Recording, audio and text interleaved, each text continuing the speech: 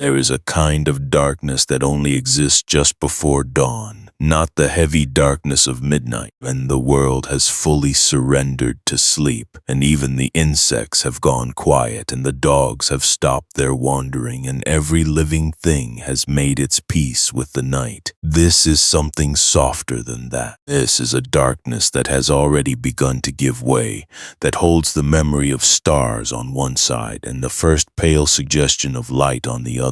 The way a cloth holds warmth after the fire beneath it has gone out. Not warm anymore exactly, but not cold either. Something in between, something on the edge of becoming something else. It is the darkness that belongs to no hour in particular. It is too late to be night and too early to be morning. And in that in-between place, the world does something unusual. It holds its breath. The wind drops not. The river softens its sound. Even the trees seem to draw inward slightly, the way people draw inward just before they say something important. The birds have already noticed it, even before the light changes, even before there is anything visible to confirm that the night is ending. The birds know. You can hear it in them. First one, somewhere in the tree line, a single cautious note, as if asking a question.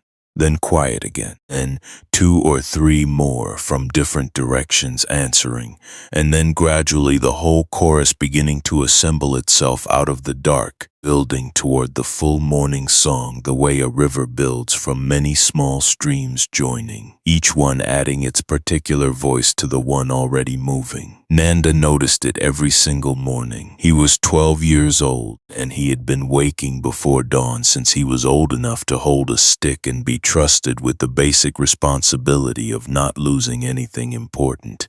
His mother, Kamala, would stir the coals of the cooking fire before he was even fully upright on his sleeping mat. She seemed to hear him waking the way she heard everything in their small house without appearing to listen, simply knowing. And she would press a small ball of rice into his hand, still warm from the pot, and sometimes she would touch his head briefly just once, the way you touch something you are sending out into the world, and then he would go. And the path from their house to the field where the buffalo grazed was not long, perhaps the time it takes to say a quiet prayer if you say it slowly.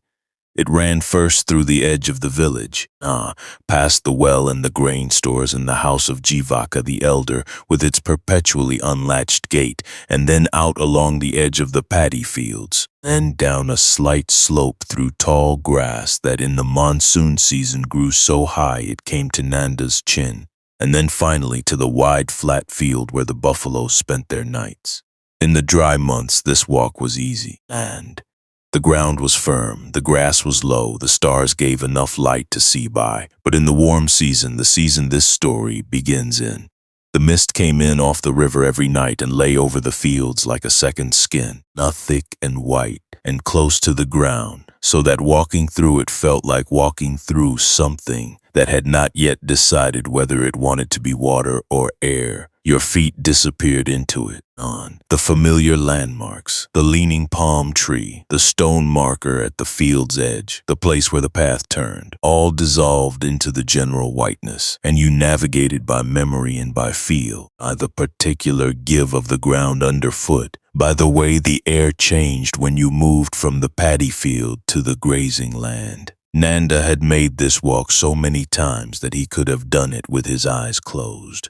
He had done it in rain and in heat and in the kind of wind that comes from the west and smells of something far away, something he had no name for. He had done it sick and tired and happy and sad, and once memorably, during a thunderstorm so violent that the whole sky seemed to be arguing with itself. The lightning coming so fast and close that the field lit up white between each crash of thunder and the buffalo huddled together in the middle of the field with their enormous bodies pressed against each other and their eyes showing white at the edges. But he liked it most on mornings like this one, mist mornings, pre-dawn mornings. Mornings when the world was in that particular state of not yetness, and everything was possible, and nothing had been decided, and the day had not yet begun to make its usual demands.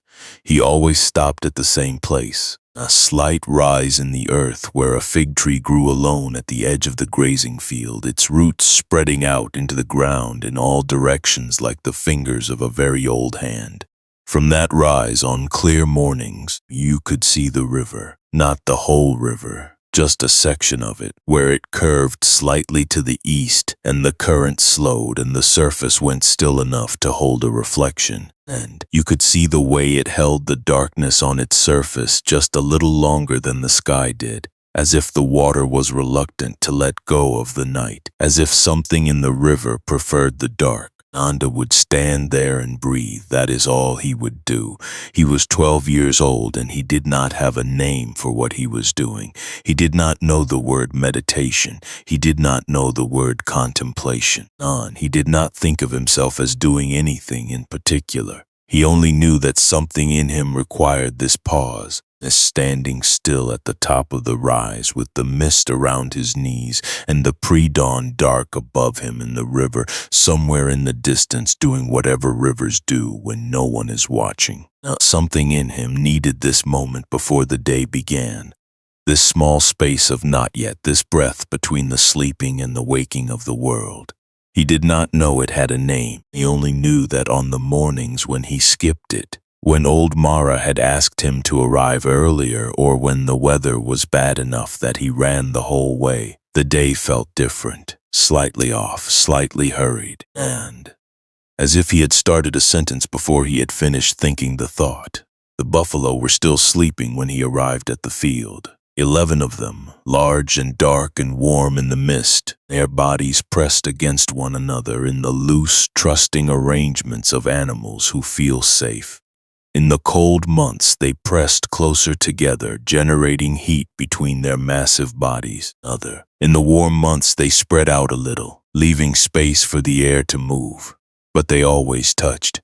Some part of one was always in contact with some part of another, a flank against a shoulder, a leg folded alongside another leg, a head resting on a broad back. They slept as a group even when they were not required to. It seemed to be a choice or something so fundamental it was below the level of choice. Nanda counted them the way he always did, moving his eyes slowly over the sleeping shapes in the mist, assigning each one a number as he found it. Old Mara had drilled this into him from his first day. You count them in the morning, and you count them at night, and if the number is ever wrong, you do not eat, and you do not sleep, and you do not stop looking until it is right again. The herd was not just animals. The herd was everything. Livelihood, security, the accumulated work of years. A buffalo lost was not simply an animal missing. It was a hole in everything. 11. He let out a breath he had not known he was holding on. There had been a time, not so long ago, though it felt longer, the way certain losses make time move strangely, stretching the before and compressing the after, until the two feel like different lifetimes, when there had been 12. Davala had been the 12th. Davala, whose name meant white and who was in fact not entirely white but a pale gray.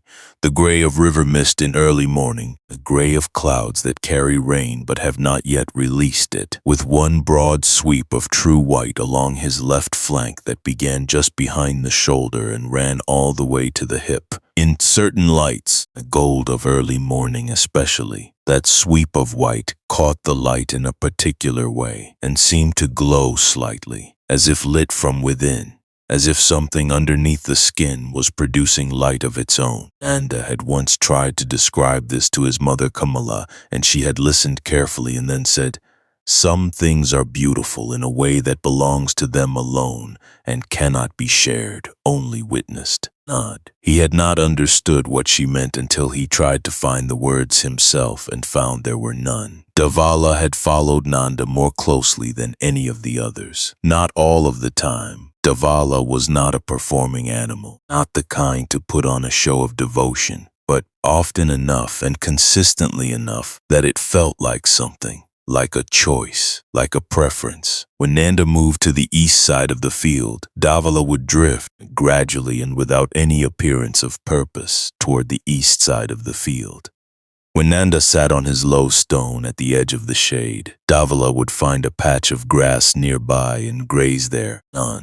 occasionally lifting his great head to look at the boy with those dark, unhurried eyes, and then lowering it again to the grass. Davala came to the sound of Nanda's voice before any stick or stone. He would come from the far side of the field, moving at his own pace, which was not fast but was absolutely certain, as if he'd had decided to come and nothing in the world was going to change that decision, only the timeline. And when he arrived, he would lower his head and hold still. Nanda would press his forehead against the broad, warm space between Davala's eyes and close his eyes and feel the enormous steadiness of the animal underneath his hands, the living warmth of it, the way the huge body breathed in and out with complete indifference to everything in the world that was not this moment. 3 months ago, on a morning very much like this one, mist morning, pre-dawn, the world in that particular state of not yet,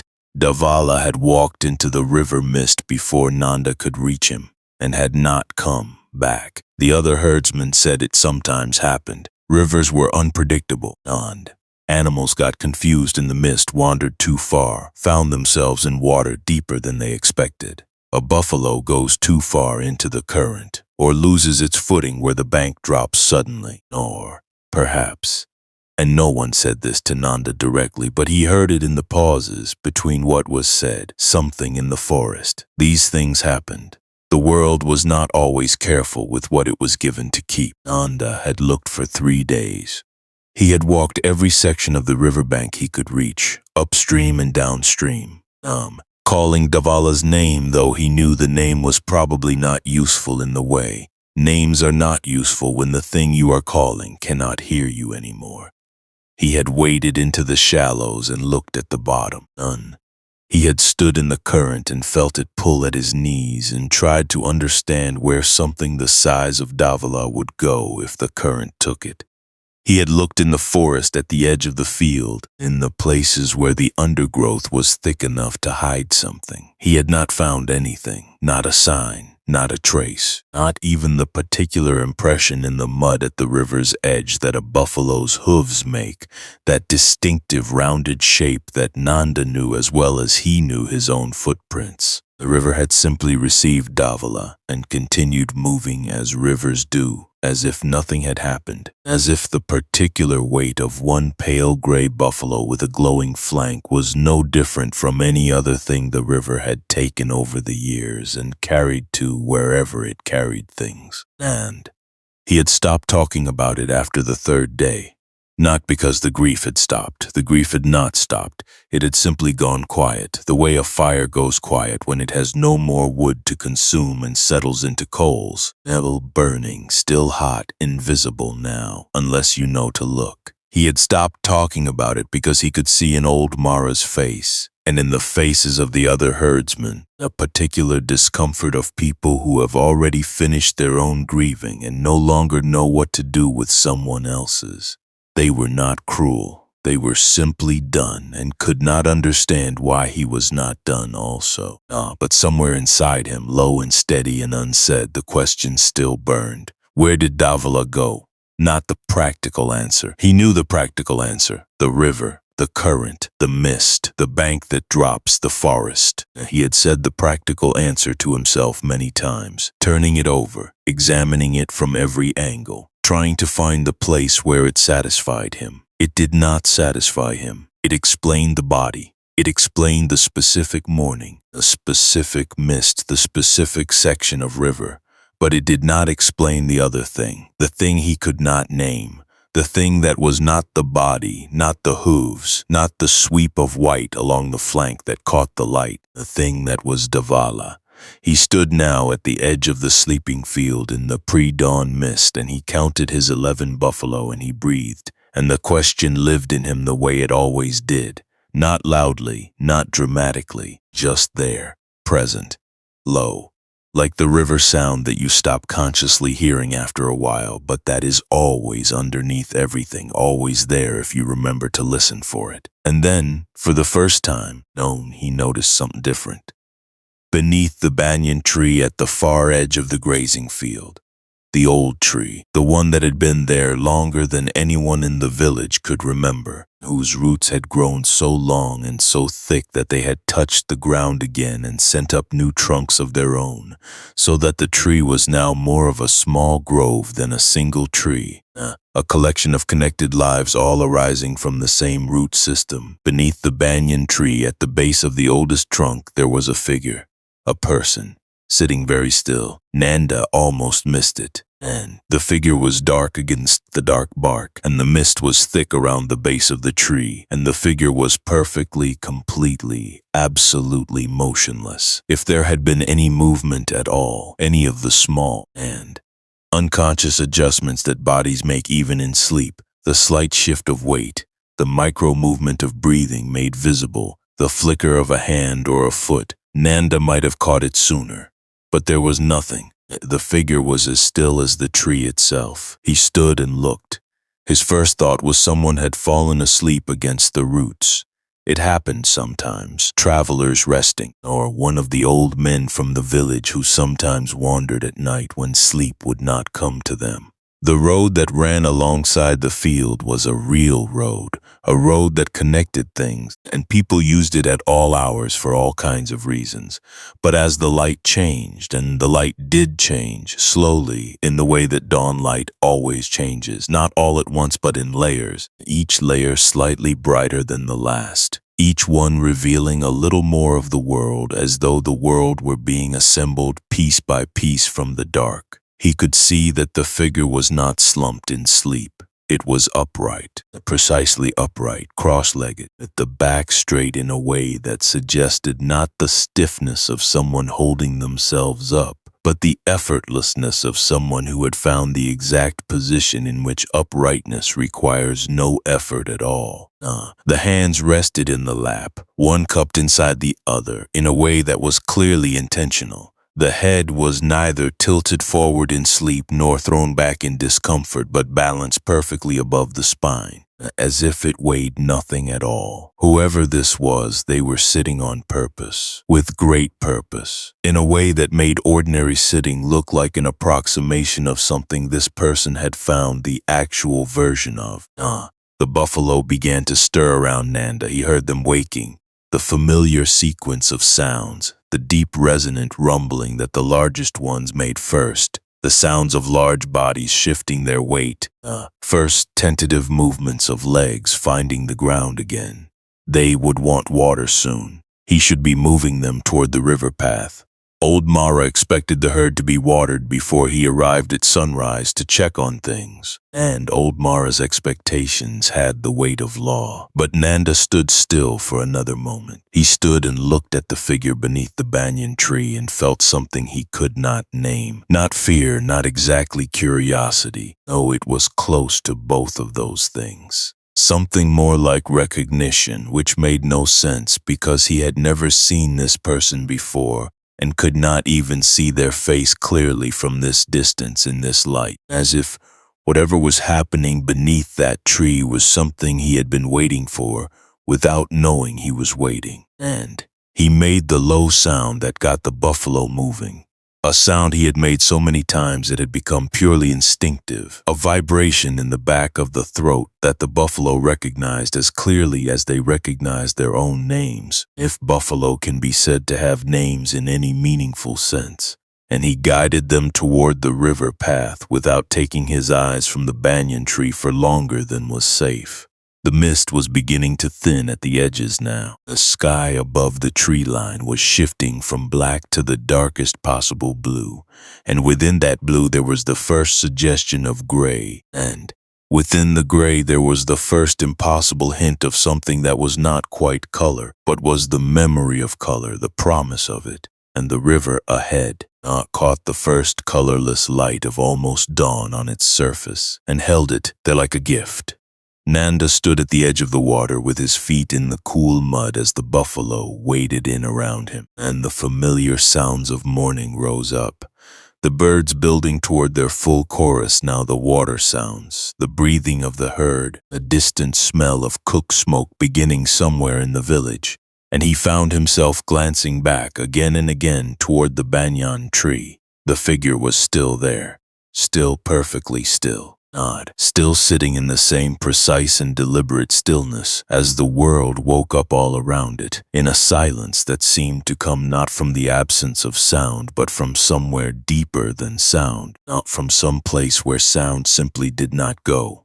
Nanda stood in the river mud and watched, and the question inside him, the old question, the one that had lived in him for 3 months, not the one about Davala and the other kind of where, felt for just a moment like it might be the kind of question that had an answer. He did not know why he thought that. He could not have explained it. It was not a logical connection between the figure beneath the tree and the question inside him. It was something else, something more like the way the river knows to find the sea even in total darkness, without a map, without a guide, by something older and more certain than knowledge. He did not know yet who the figure was. He would find out soon enough. But standing in the cool river mud with the buffalo drinking around him and the light coming and the mist thinning and the world assembling itself from the dark piece by piece, Nanda felt something he had not felt in 3 months.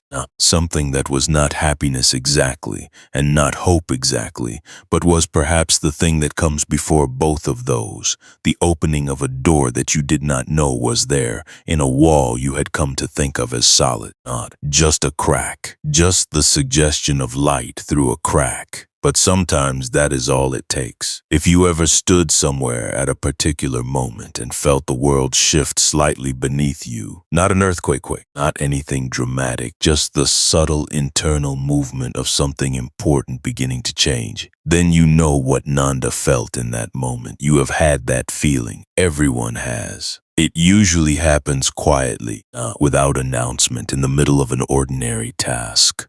A morning, a river, a herd of buffalo drinking, and the world is never exactly the same afterward. Let yourself rest in that feeling now if you can find it. A feeling of something beginning. The feeling of a door just barely opening. You do not have to know what is on the other side. You only have to notice that the door has moved. The morning is early. The river is wide, and whatever comes next will come gently in its own time.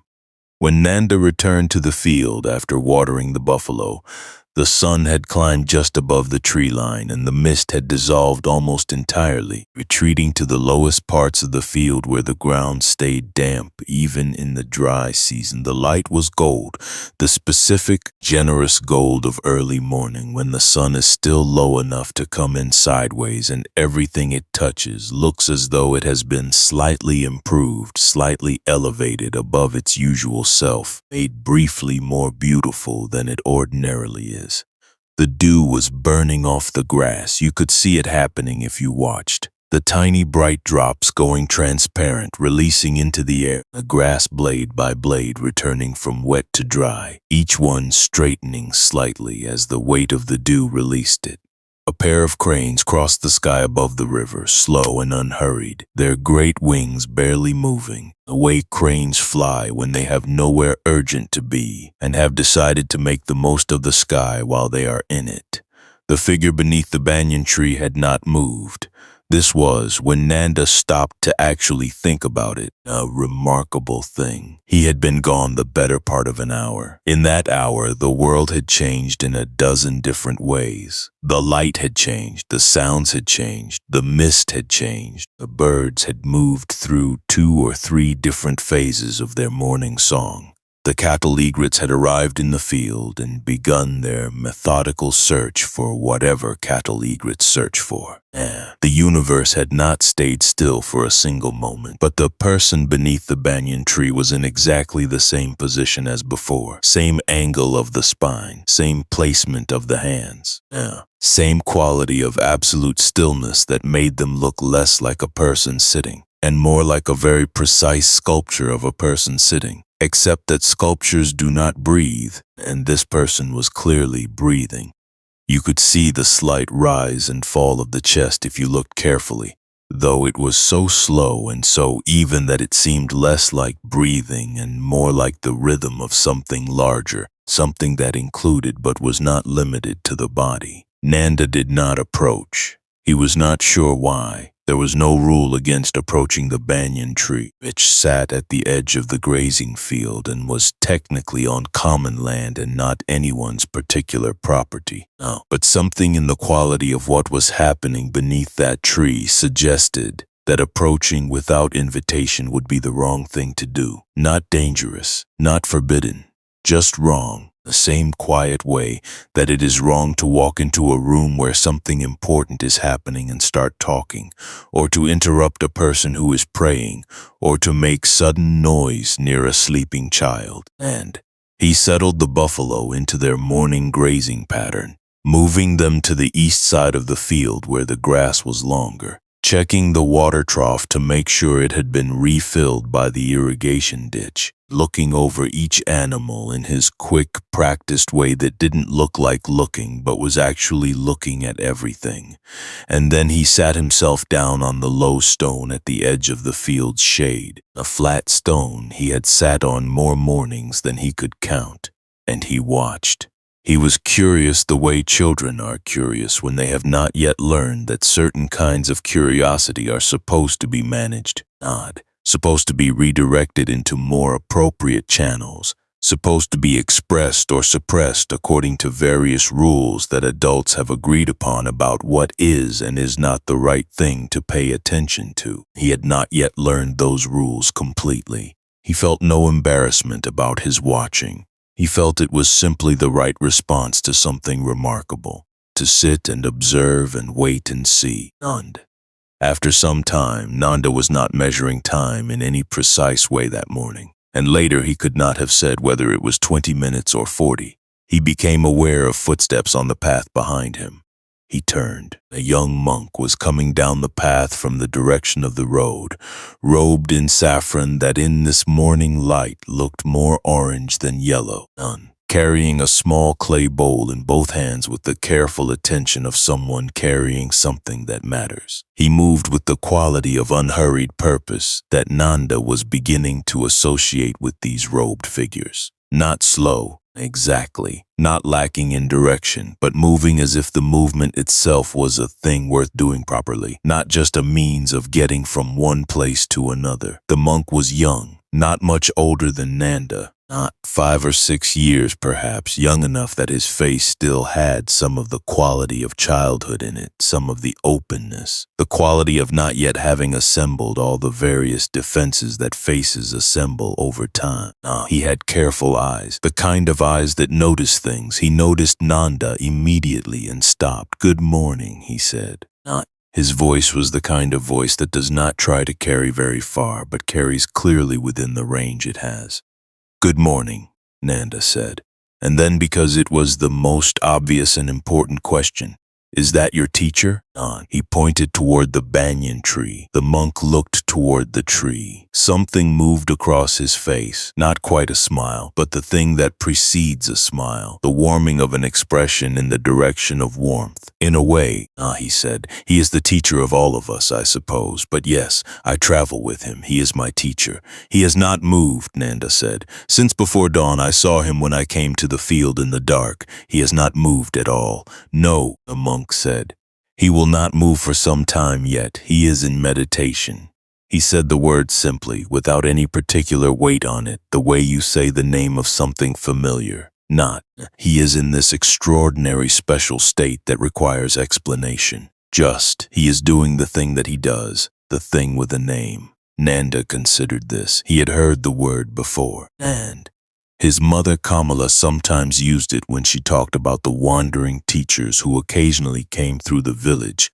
Holy men, she called them, though not always with complete conviction, sometimes with the specific quality of respect that is also slightly skeptical. The respect of someone who has seen both the real thing and the imitation, and has learned to hold her judgment until she is sure which is which. But he had never seen it before. Not like this. Not someone sitting in a field before dawn, and still sitting in the same field after the sun came up in the same position, without any apparent awareness of or concern about the change. "What does it feel like?" Nanda asked. "To be in meditation. What is it like inside?" The young monk looked at him with those careful eyes for a moment as if deciding something. Then he sat down on the grass nearby, easily, comfortably, the way of someone who has sat on a great deal of grass in a great many fields and has made his peace with grass as a surface. He set the clay bowl down beside him. He has described it to us in different ways at different times, he said slowly, thinking about how to say it. But the way he describes it that I find easiest to hold in my mind is this. He says it is like going home, not to a place, not to a building or a village or a field, to something inside yourself that was always there, that has always been there, but that you had forgotten how to reach. Something you covered over gradually, without meaning to, with all the business of being a person in the world, and in meditation, the business quiets and you find your way back to it. He paused. I am still learning to reach it myself, he added, with the honesty that Nanda found immediately appealing. Not performing certainty, actually telling the truth. My name is Nanda, Nanda said. I am Ananda, the monk said. On. And there was something in the way he said his own name. A warmth, simple and unperforming. The warmth of someone who is genuinely comfortable with who they are and is not asking you to be impressed by it. I am the teacher's attendant. I travel with him. I carry his bowl when his hands should be free for other things. I take care of the small necessities so that he can attend to larger things. What larger things? Nanda asked. Nod. Ananda smiled. The full smile this time, open and genuine. Teaching, he said, answering questions. Sitting with people who are carrying something heavy and helping them find a way to set it down, or at least to carry it differently. He looked toward the banyan tree with an expression that Nanda took a moment to identify, because it was unusual enough that his first categorization of it was wrong. Not devotion, or not only devotion, not simply admiration. It was something more like the specific warmth that comes from being near something that is exactly what it says it is, something true, something that does not perform or pretend, the warmth of being in the presence of something genuinely itself. Who is he? Nanda asked. Your teacher. What is his name? And Ananda told him. He told him about a kingdom in the foothills of the great mountains to the north. A kingdom called Kapilavastu, where a prince had been born to a king who had loved him too much and too narrowly. Loved him by trying to protect him from everything, by building walls between his son and the world, by filling the palace with every beauty and pleasure and comfort, and keeping outside the palace walls everything that was not beautiful, not pleasant, not comfortable. The king had been told by wise men at his son's birth that the prince would become either a great king or a great holy man, and the king, who wanted a great king, had decided to make sure his son saw nothing that might turn him toward the other path. So the prince grew up inside beauty, inside wealth, inside every possible comfort, and he was happy, after a fashion, the happiness of someone who has never had reason to be unhappy, which is a real happiness but a limited one, a happiness that has no depth because it has never been tested. Then one day the prince rode out beyond the palace walls. He told Nanda about the first sight, an old man. The prince had never seen age before, not really. Not up close, not in a way that required him to take it in. He had seen old people but had not been allowed to dwell on them, had been moved quickly past the evidence of time's work on the body, the way you move a child quickly past something distressing. But this time there was no moving past. None. There was only the old man in the road with his bent back and his slow, uncertain steps and his face that held the evidence of decades, and the prince stopping his horse and staring and asking his attendant, "What is that?" The attendant telling him, "That is old age. It comes for everyone. It will come for you." He told him about the sick man, the dead man, a wandering ascetic in his robe who looked poor and without comfort, and yet who moved through the world with a quality of peace that the prince had never seen on anyone in the palace, with all its wealth, with all its careful protection from suffering. He told him about the night the prince left, his wife sleeping beside him, his infant son, just born, just new in the world, not yet old enough to know his father's face, the palace quiet around them, and the prince lying there knowing that something in him had broken open that could not be closed again. that the questions he was now carrying were too large for the palace, that the walls that had kept suffering out had also, he now understood, kept something else out, something essential, something he could not name but could feel the absence of the way you feel the absence of a sound you have become so accustomed to that you only notice it was there once it stops. He told him about 6 years of searching, of finding teachers and learning what they knew and finding that what they knew was not enough. Of practices so severe they almost killed the body he was living in, not practices of fasting and pain and endurance that the other ascetics admired, and that he himself eventually recognized as another form of the same mistake. Just suffering instead of comfort, just one extreme instead of the other, neither of them the thing he was looking for. And then the night beneath the tree, not this banyan tree, but one like it, in a place called Bodh Gaya, a fig tree, the kind of tree that Nanda saw every day at the edge of the field. The prince sitting beneath it after 6 years of searching and saying essentially, I will not move from this place until I understand, not until I find comfort, not until I escape suffering, until I understand, until I see through to the root of the thing, the actual nature of it, the truth of what the world is and what suffering is and what the way through it actually is.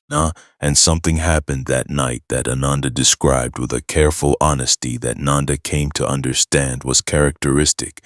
He said, I was not there, and even those who were there found that the experience did not translate well into words. So I can only tell you what the teacher has said about it himself, which is that by the time the morning star rose above the tree, something had changed in him that could not be unchanged. Something had been seen that could not be unseen. Something had opened that was not going to close again. A man who stood up from beneath that tree in the dawn was not the same man who had sat down the night before. Not because something had been added to him, but because something had been removed.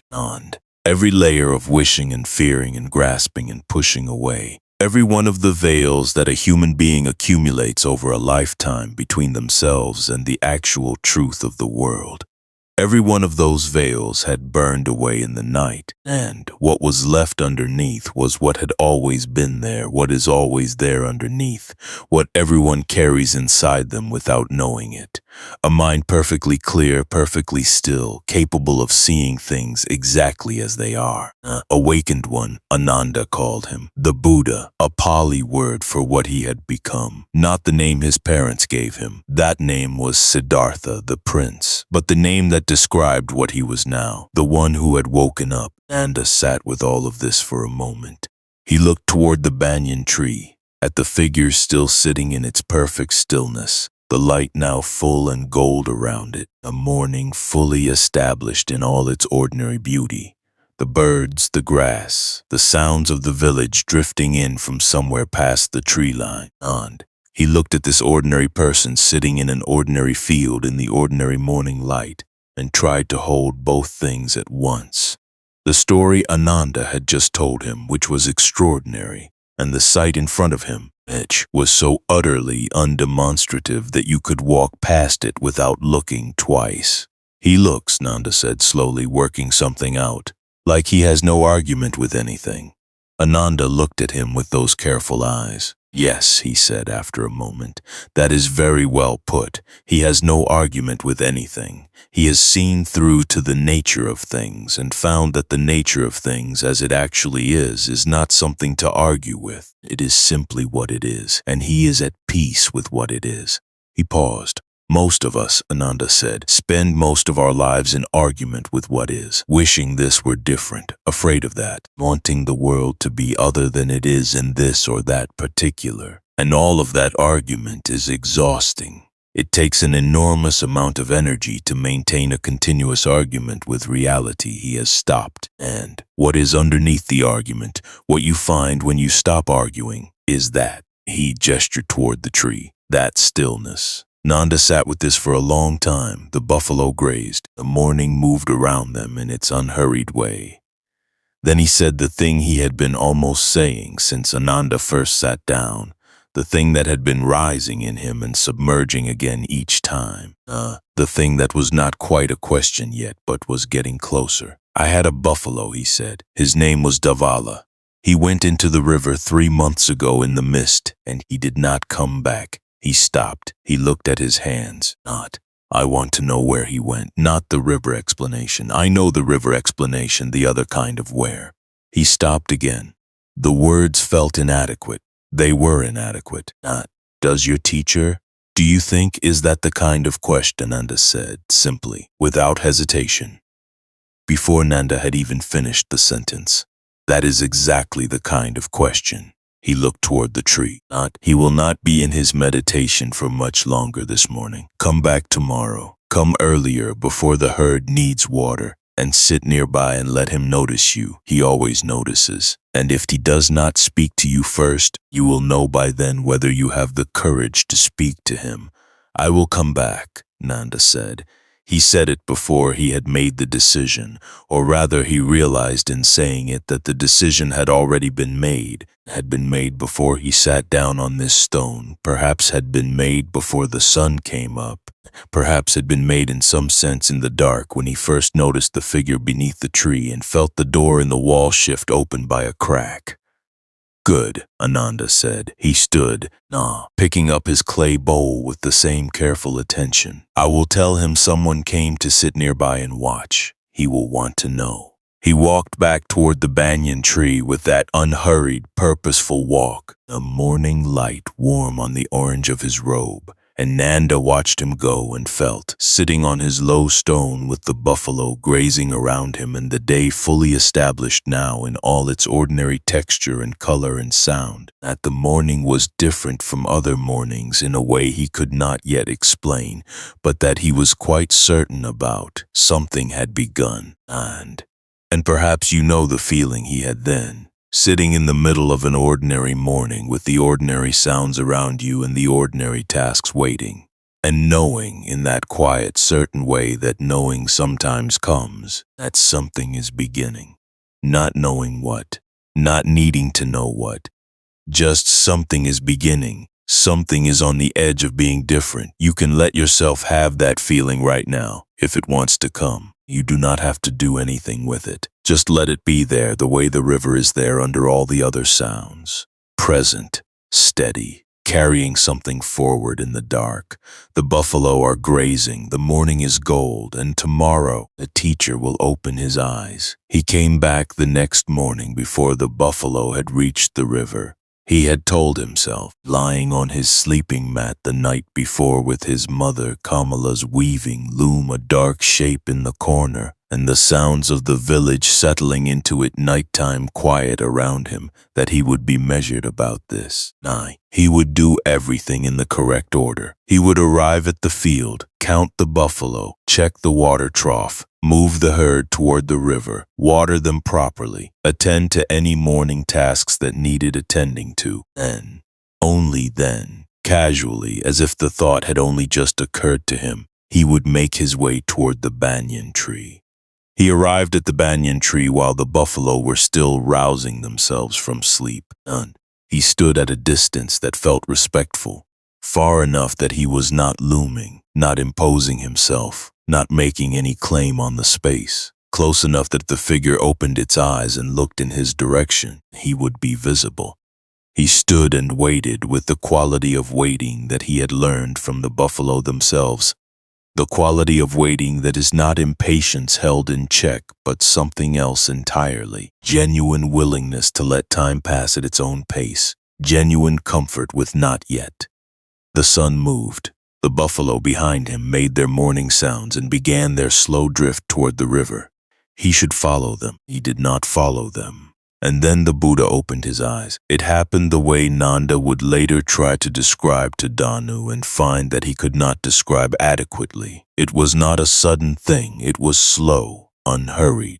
The eyes opened the way flowers open, the way the day itself opens, gradually, with complete certainty, as if the opening were simply the next right thing and there was no rush about doing the next right thing because the next right thing would happen exactly when it was supposed to happen. The eyes were dark. very dark and very clear. The specific quality of clearness that water has when it is deep and still, when there is nothing moving in it and nothing clouding it, and the light can go all the way down. And when those eyes moved, when they turned without hurry and found Nanda standing there at the edge of the shade, there was no surprise in them, no adjustment, no recalibration. Just a clear, even looking, as if Nanda were exactly the person who was supposed to be standing there at exactly that moment, and the world was proceeding exactly as it should. "Come," the Buddha said. His voice was quiet and carried exactly as far as it needed to carry. Nanda came.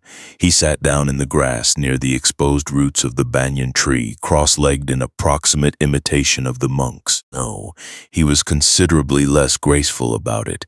His knees were not where he wanted them to be, and he shifted twice before settling, and the whole process felt awkward in a way that it hadn't looked when the monks did it.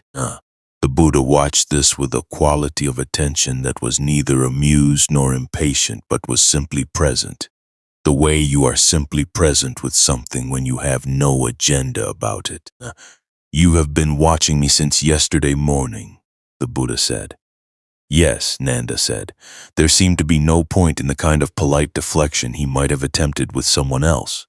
"Why?" Nanda thought about this with the honest, searching quality that the question seemed to require.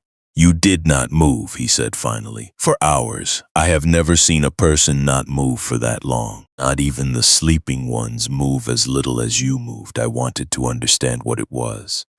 The Buddha was quiet for a moment then. "And did you understand?" "Ananda told me it was meditation," Nanda said. "Going home to something inside yourself. I understand the words. I am not sure I understand the thing."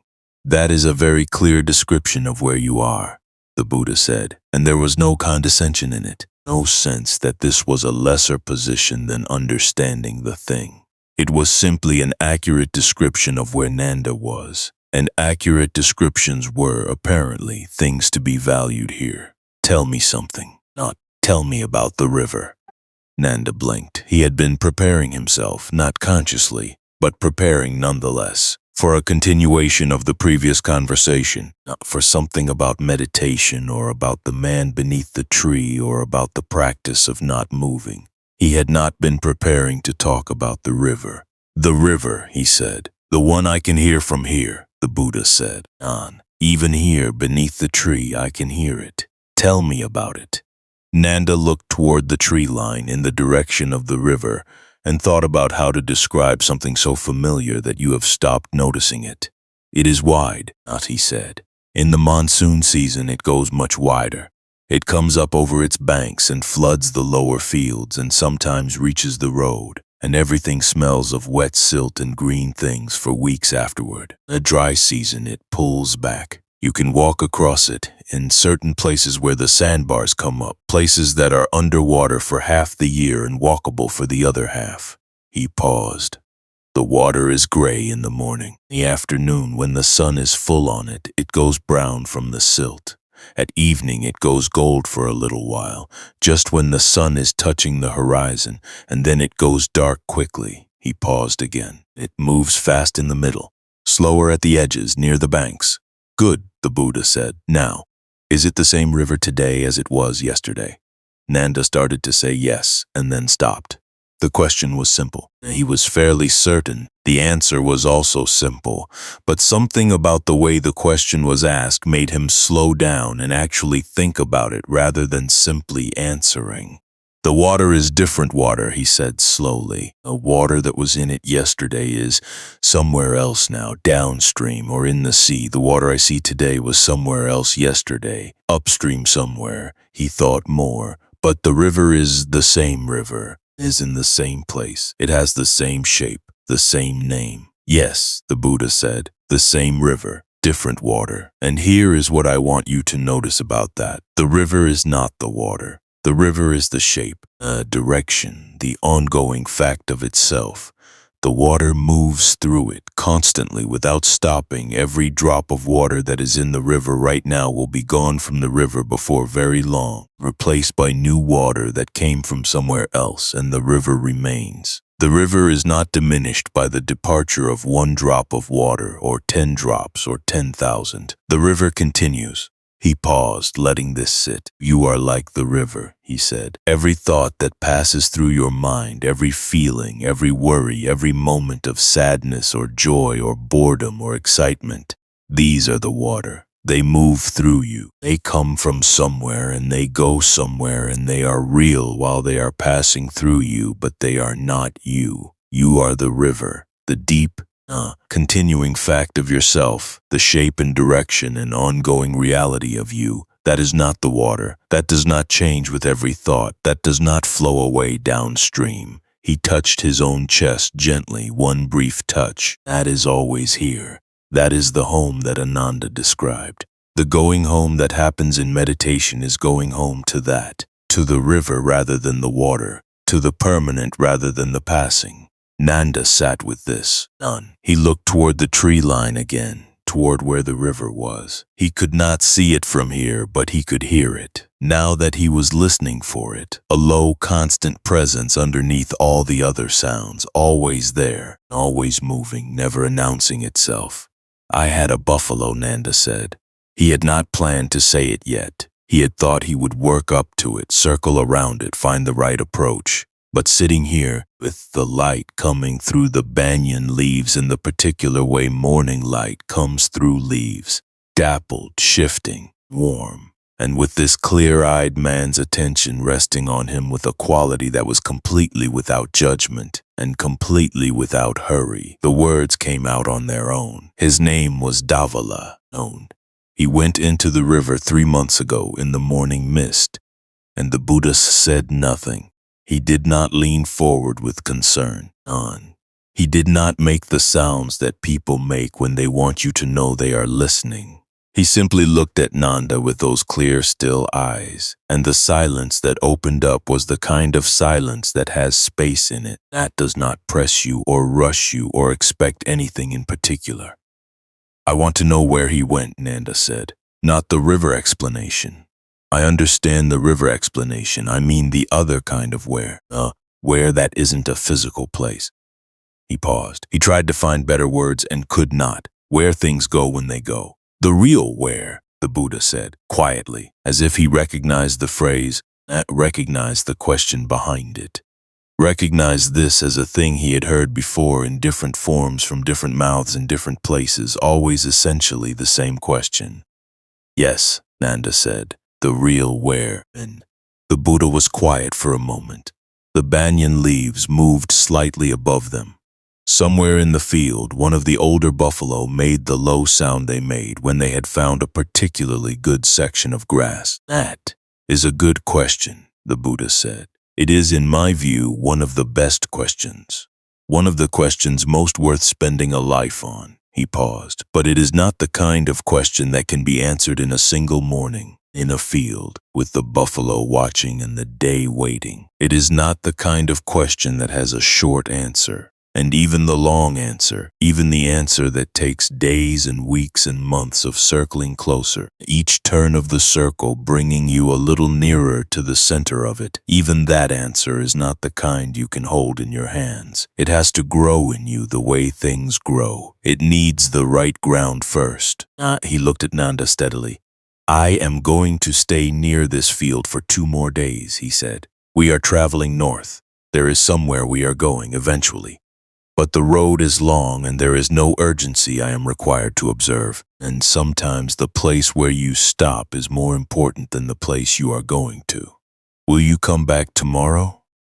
Yes, Nanda said. He said it before anything else could be considered. No, before any part of him had the chance to weigh this or qualify it. Just, yes. Good, the Buddha said. And tonight, when you lie down to sleep, I want you to do something. Not a difficult thing. Just a noticing. What noticing? Notice the moment when the day lets go of you, the Buddha said. There is a moment just before sleep comes when everything you have been holding, every thought, every plan, every worry, every question, even the important ones, even the ones you are afraid of losing if you let them go, releases. The day lets go of you and you let go of the day. You trust the night enough to release everything into it. Notice that moment. Notice the quality of it. Notice that you do this every night without effort, without practice, without having to be taught.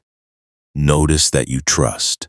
He paused, and notice, he said, that when you wake in the morning, you are still yourself. And the river is the same river. Everything the water carried away in the night, all the thoughts and fears and questions has moved on downstream, and the river remains. You remain, the permanent and continuing fact of you.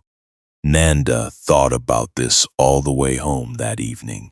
He thought about it while he moved the herd back from the afternoon grazing. A long amber light of late afternoon making everything look warm and substantial. The world in that particular end-of-day richness when the light has turned golden, and even ordinary things. Grass, a fence post, a side of a mud brick house, look briefly like they have been made of something valuable. He thought about it while he helped Kamala with the fire, and while they ate their evening meal in the quiet that was not awkward quiet, but the comfortable quiet of two people who know each other well enough not to need to fill all the space with words. And he thought about it lying on his sleeping mat, the sounds of the village settling around him, the dogs, the distant sound of someone's cooking fire. The particular quality of quiet that small villages achieve late at night when even the insomniac dogs have given up and everything is finally genuinely still. And in that moment, the moment just before sleep came, the moment the Buddha had told him to notice, he tried. He noticed the day beginning to loosen its hold. His thoughts, which had been running in their usual channels, began to slow. The question about Davala, which always felt close and particular and somewhat urgent, softened at the edges, becoming less sharp, less insistent, moving from the foreground toward something more like the background where it was still present but no longer pressing. He noticed that he trusted the dark.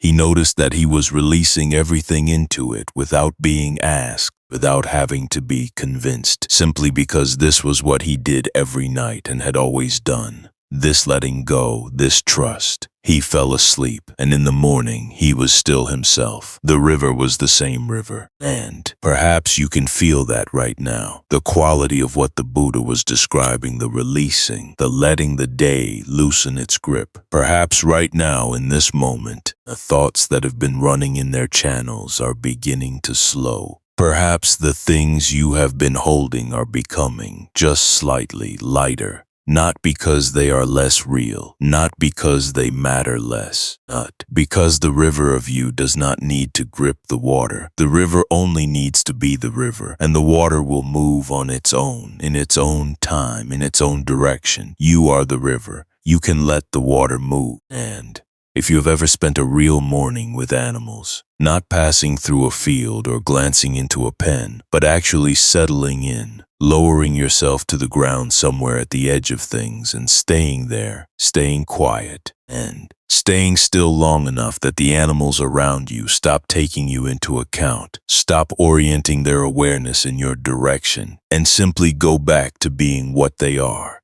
Then you know that something happens in you as well. Some corresponding settling, some release of the particular tension that human beings carry in their bodies when they are being watched or when they are watching, in a way that matters, in a way that requires something from them. Nanda knew this in his body, in the way you know things that were given to you before you had language for them. He had been sitting in fields with buffalo since before he was tall enough to see over the tallest ones when they held their heads up, and he had learned the field before he learned much else, learned the way the light moved across it through the day, learned the sounds the herd made at different hours and in different moods, learned to read the slight angle of an ear or the turn of a head the way you read a word, learned the specific quality of quiet that settled over the field in that hour between the end of morning and the beginning of midday, when even the birds went quieter and the world seemed briefly to think about something. He did not think of any of this as knowledge. It was simply what he was made of. It was the second full day of the Buddha's presence at the edge of the field, and Nanda arrived earlier than he had the day before. not because he had planned to, but because he had woken earlier than usual. Woken already fully awake in the way you sometimes wake when something in you has decided the night is over, when the sleep has finished its work and released you back into wakefulness before the expected hour. He had done the morning tasks quickly. The count, the water trough, the brief survey of each animal for signs of anything wrong, the moving of the herd to the east section where the morning grass was still wet and heavy, and then he went to the banyan tree. The Buddha was already there, not in the deep stillness of meditation this morning, but sitting in a looser, more present way, the way of someone who is in the world rather than beneath it, available rather than withdrawn. Nanda was somewhere in the camp at the tree line, and two other monks were doing something with the small fire they had made for morning tea. But the Buddha was alone at the edge of the field's shade, and he was looking at the buffalo the way Nanda looked at them, with that quality of full and unhurried attention that was neither idle nor analytical, but something between, genuine interest in what was actually happening.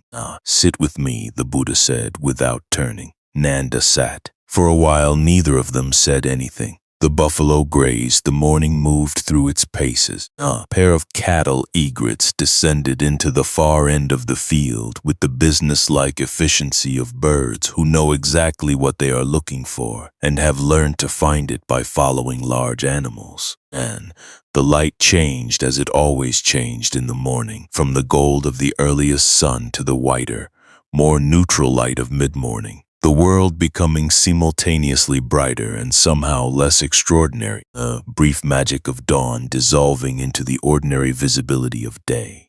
Nanda was aware, sitting beside the Buddha, of a quality of attention that was coming from the man next to him and going toward the herd. A quality of looking that he recognized without being able to name because he had never heard anyone describe it, never heard anyone distinguish between this kind of looking and the usual kind. It was looking without agenda, looking that was not trying to extract anything from what it looked at, not trying to categorize or judge or use, looking that was simply, here is what is here, let me actually see it.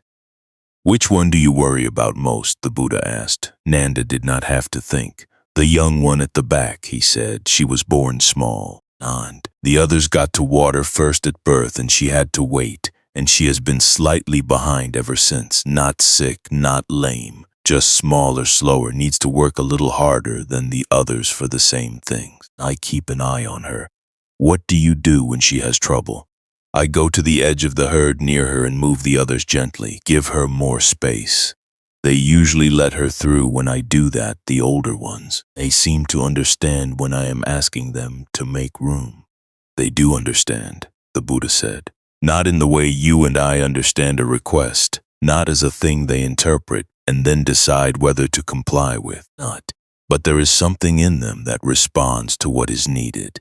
That moves toward what is right, even without thinking about moving toward what is right. That makes space, as you say, not because they have been told to make space, because something in them recognizes the need for space. Nanda thought about this. It was true what the Buddha said. He had seen it many times, the way the herd accommodated without apparent deliberation, the way it organized itself without any visible leadership or instruction. The way large animals who could very easily crowd a smaller one out of the way instead made room. Again and again, as if room-making were simply what large animals did. There is a word for what you feel when you see the young one struggling, the Buddha said. A Pali word, Karuna. You know what compassion means. You have heard that word, Owen. Karuna is the specific thing that compassion is when it is real. Not the performance of compassion, not the idea of compassion, but the actual feeling that arises in a body when that body witnesses suffering and turns toward it, not away from it, not past it, toward it. The way water always moves toward the lowest place it can reach, without deliberation, without being asked. He paused. When you go to the edge of the herd and make room for the young one, he said, that is Karuna. You are not calculating that making room is the compassionate thing to do and then doing it because you have calculated correctly. You see her struggling and your body moves. That is Karuna in its clearest form. Nanda turned this word over. Karuna said it once quietly and felt the shape of it in his mouth, the soft opening of the ka, the long middle, the way it ended on that round sound na, which felt in some way like arrival, like landing. Old Mara says you should not attach yourself too much to individual animals, Nanda said. He says it makes the work harder. He says you have to be able to lose one without it stopping you from doing the rest of your work. Old Mara is not wrong, the Buddha said, and he said it with no dismissal in his voice, no sense that old Mara was missing something important. The attachment that grasps, that holds on to what cannot be held, that suffers when things change because you have told yourself things should not change. That attachment is indeed a problem. It makes the loss heavier than the loss needs to be, and it adds extra suffering to the suffering that is already there. He paused. But Karuna is not that. Karuna does not grasp. Karuna moves towards suffering, offers what it has to offer, and then, if the suffering cannot be alleviated, none. If the loss comes anyway, Karuna releases. It does not demand that the young buffalo stay small and struggling so that you can continue to help her. It does not demand that nothing ever change. It simply responds to what is there with what it has, and then it releases. He looked at the herd. Watch them, he said for a few minutes, without trying to see anything in particular. Just watch. Nanda watched on. He watched in the way he had learned to watch, without agenda, with that particular quality of open attention that the field had taught him. And after a few minutes he saw something he had not specifically noticed before, though he must have seen it 100 times. The large older buffalo on the east side of the field had moved gradually, without any visible change in what he was doing.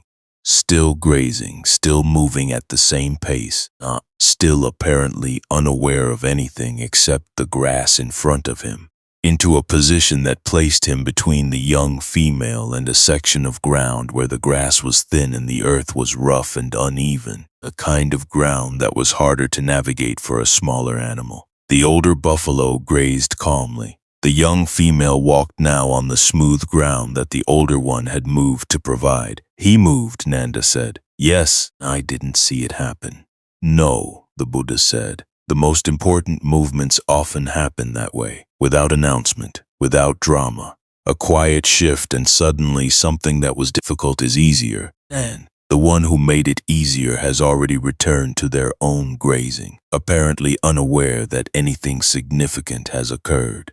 Nanda sat with this for a long time, watching the herd with the morning light on them, watching the young female graze on the smooth ground that had been prepared for her without her knowing it, watching the older buffalo graze calmly a few feet away, apparently lost in the business of being a buffalo.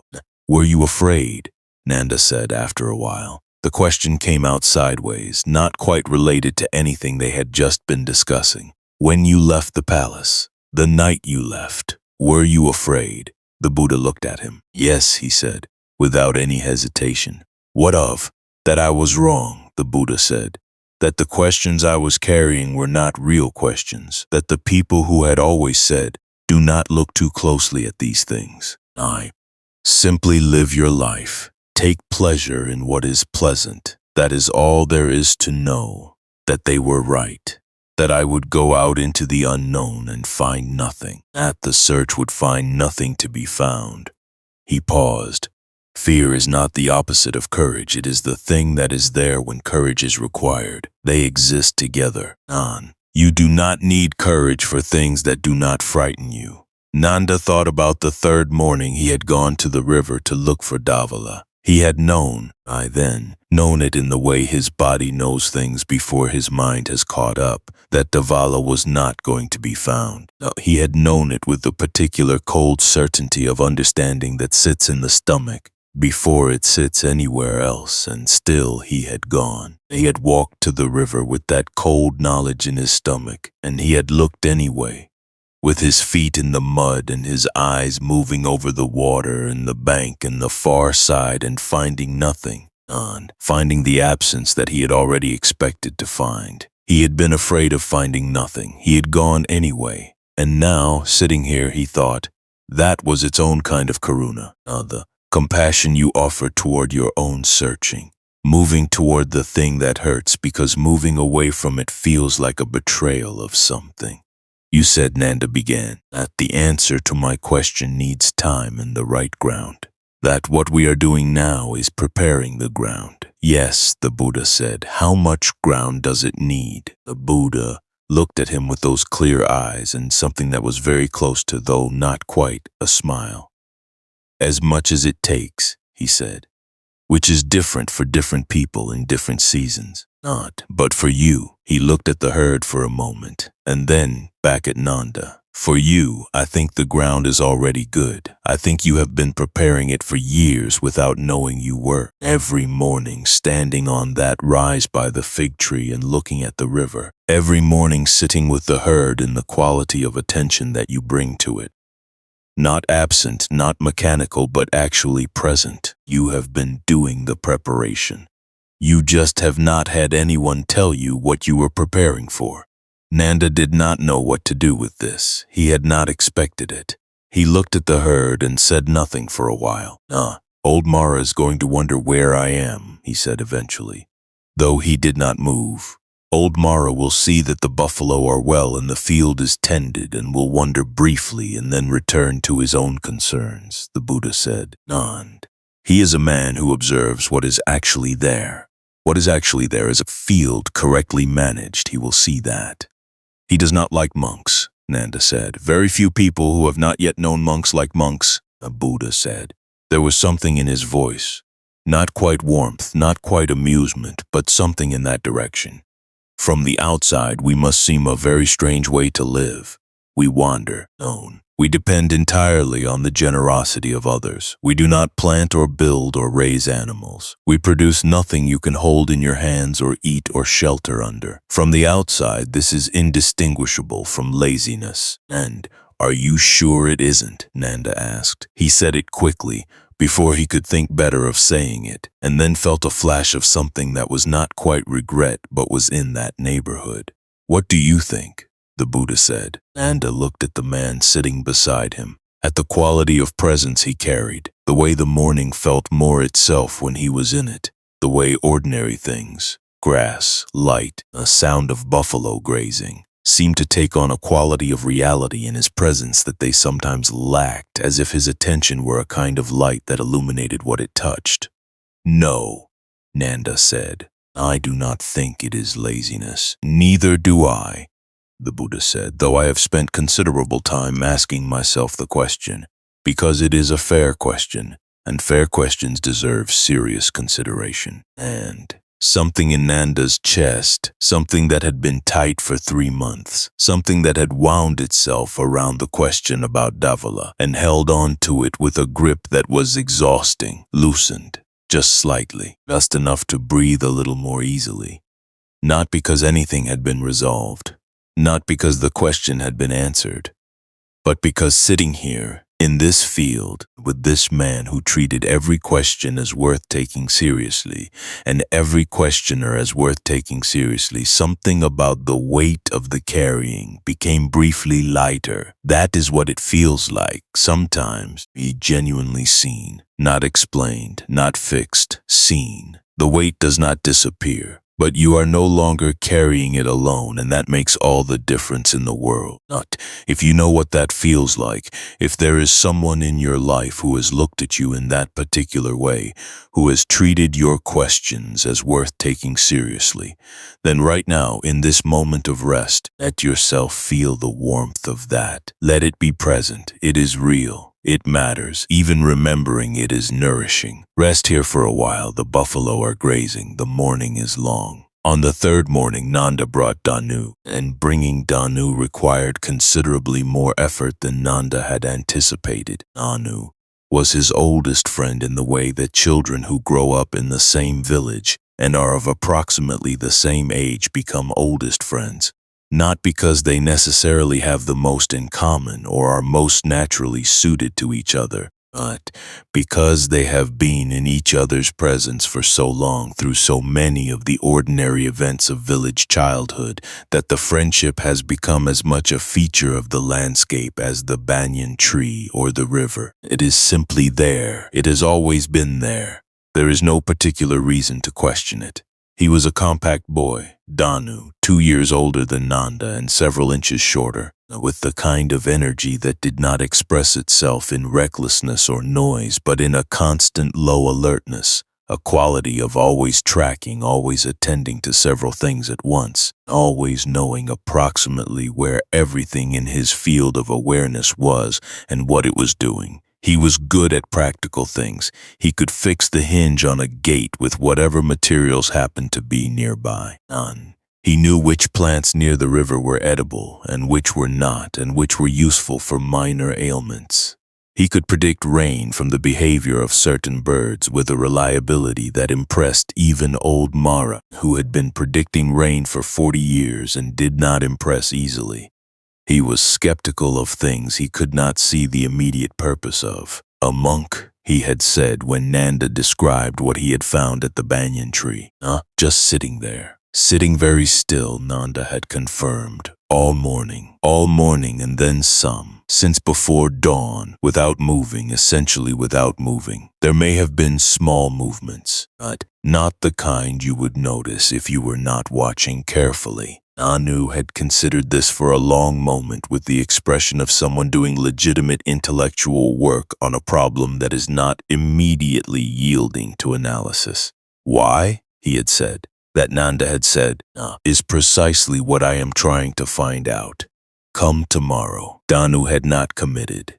He had made the sound that was not quite agreement and not quite disagreement that meant he would think about it. Mitch. With Danu meant he would actually think about it, would genuinely consider the available information and arrive at a conclusion, and then either come or not come based on what the thinking produced. He had come, and he appeared at the edge of the grazing field before sunrise with his characteristic air of having already been awake for some time and having done useful things with that time.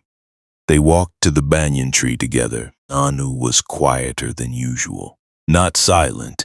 Danu was rarely fully silent, but quieter, as if the approach to whatever was happening under the tree required something from him that he was not sure yet how to give. The Buddha was not in deep meditation this morning. He was in conversation with Nanda and with an older monk whose name Nanda had not yet learned. A tall, thin man with a face that had the quality of having arrived somewhere, of having worked through a great number of things and come out the other side with nothing left to prove. When the boys approached, the conversation did not stop so much as open. There was a pause, and in the pause was the quality of welcome, the kind of welcome that does not require words or gestures because it is simply present in the quality of the attention. You brought a friend, Ananda said, looking at Danu. This is Danu, Nanda said. Welcome, Danu, the Buddha said. Just that.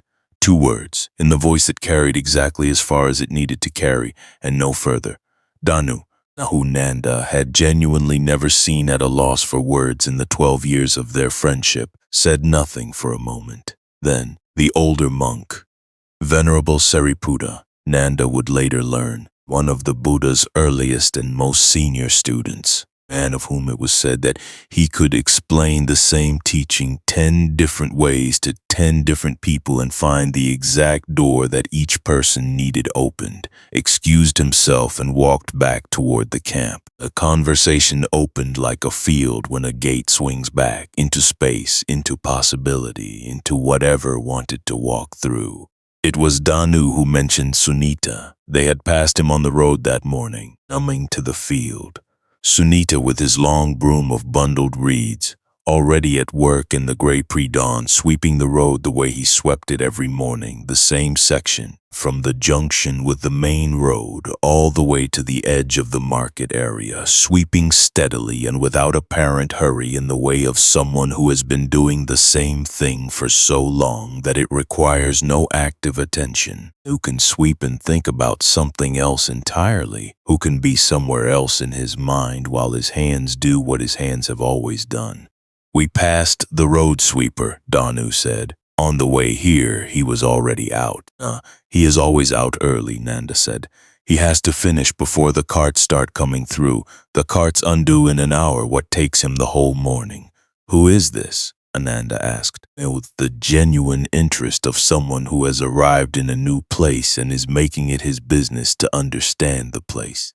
And Nanda and Danu looked at each other, and because explaining Sunita required explaining something that was simply the way things were, and explaining the way things are to someone who did not grow up with the way things are is difficult, not because the explanation is complicated, but because the explainer keeps running into the fact that things which seemed obvious and unquestionable when you were not thinking about them become much less obvious and much less unquestionable the moment you try to put them into words.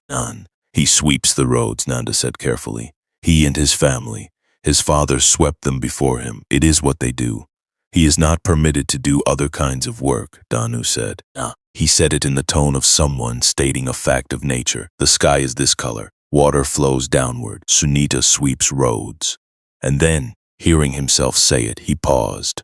Something shifted slightly in his expression, as if the act of saying it out loud in this particular context had made it sound different than it sounded inside his head. The Buddha was listening with that quality of attention that never seemed to be gathering information or forming judgments, but was simply, and this was the quality that was difficult to describe and easy to feel, simply present on receiving what was said without doing anything particular with it.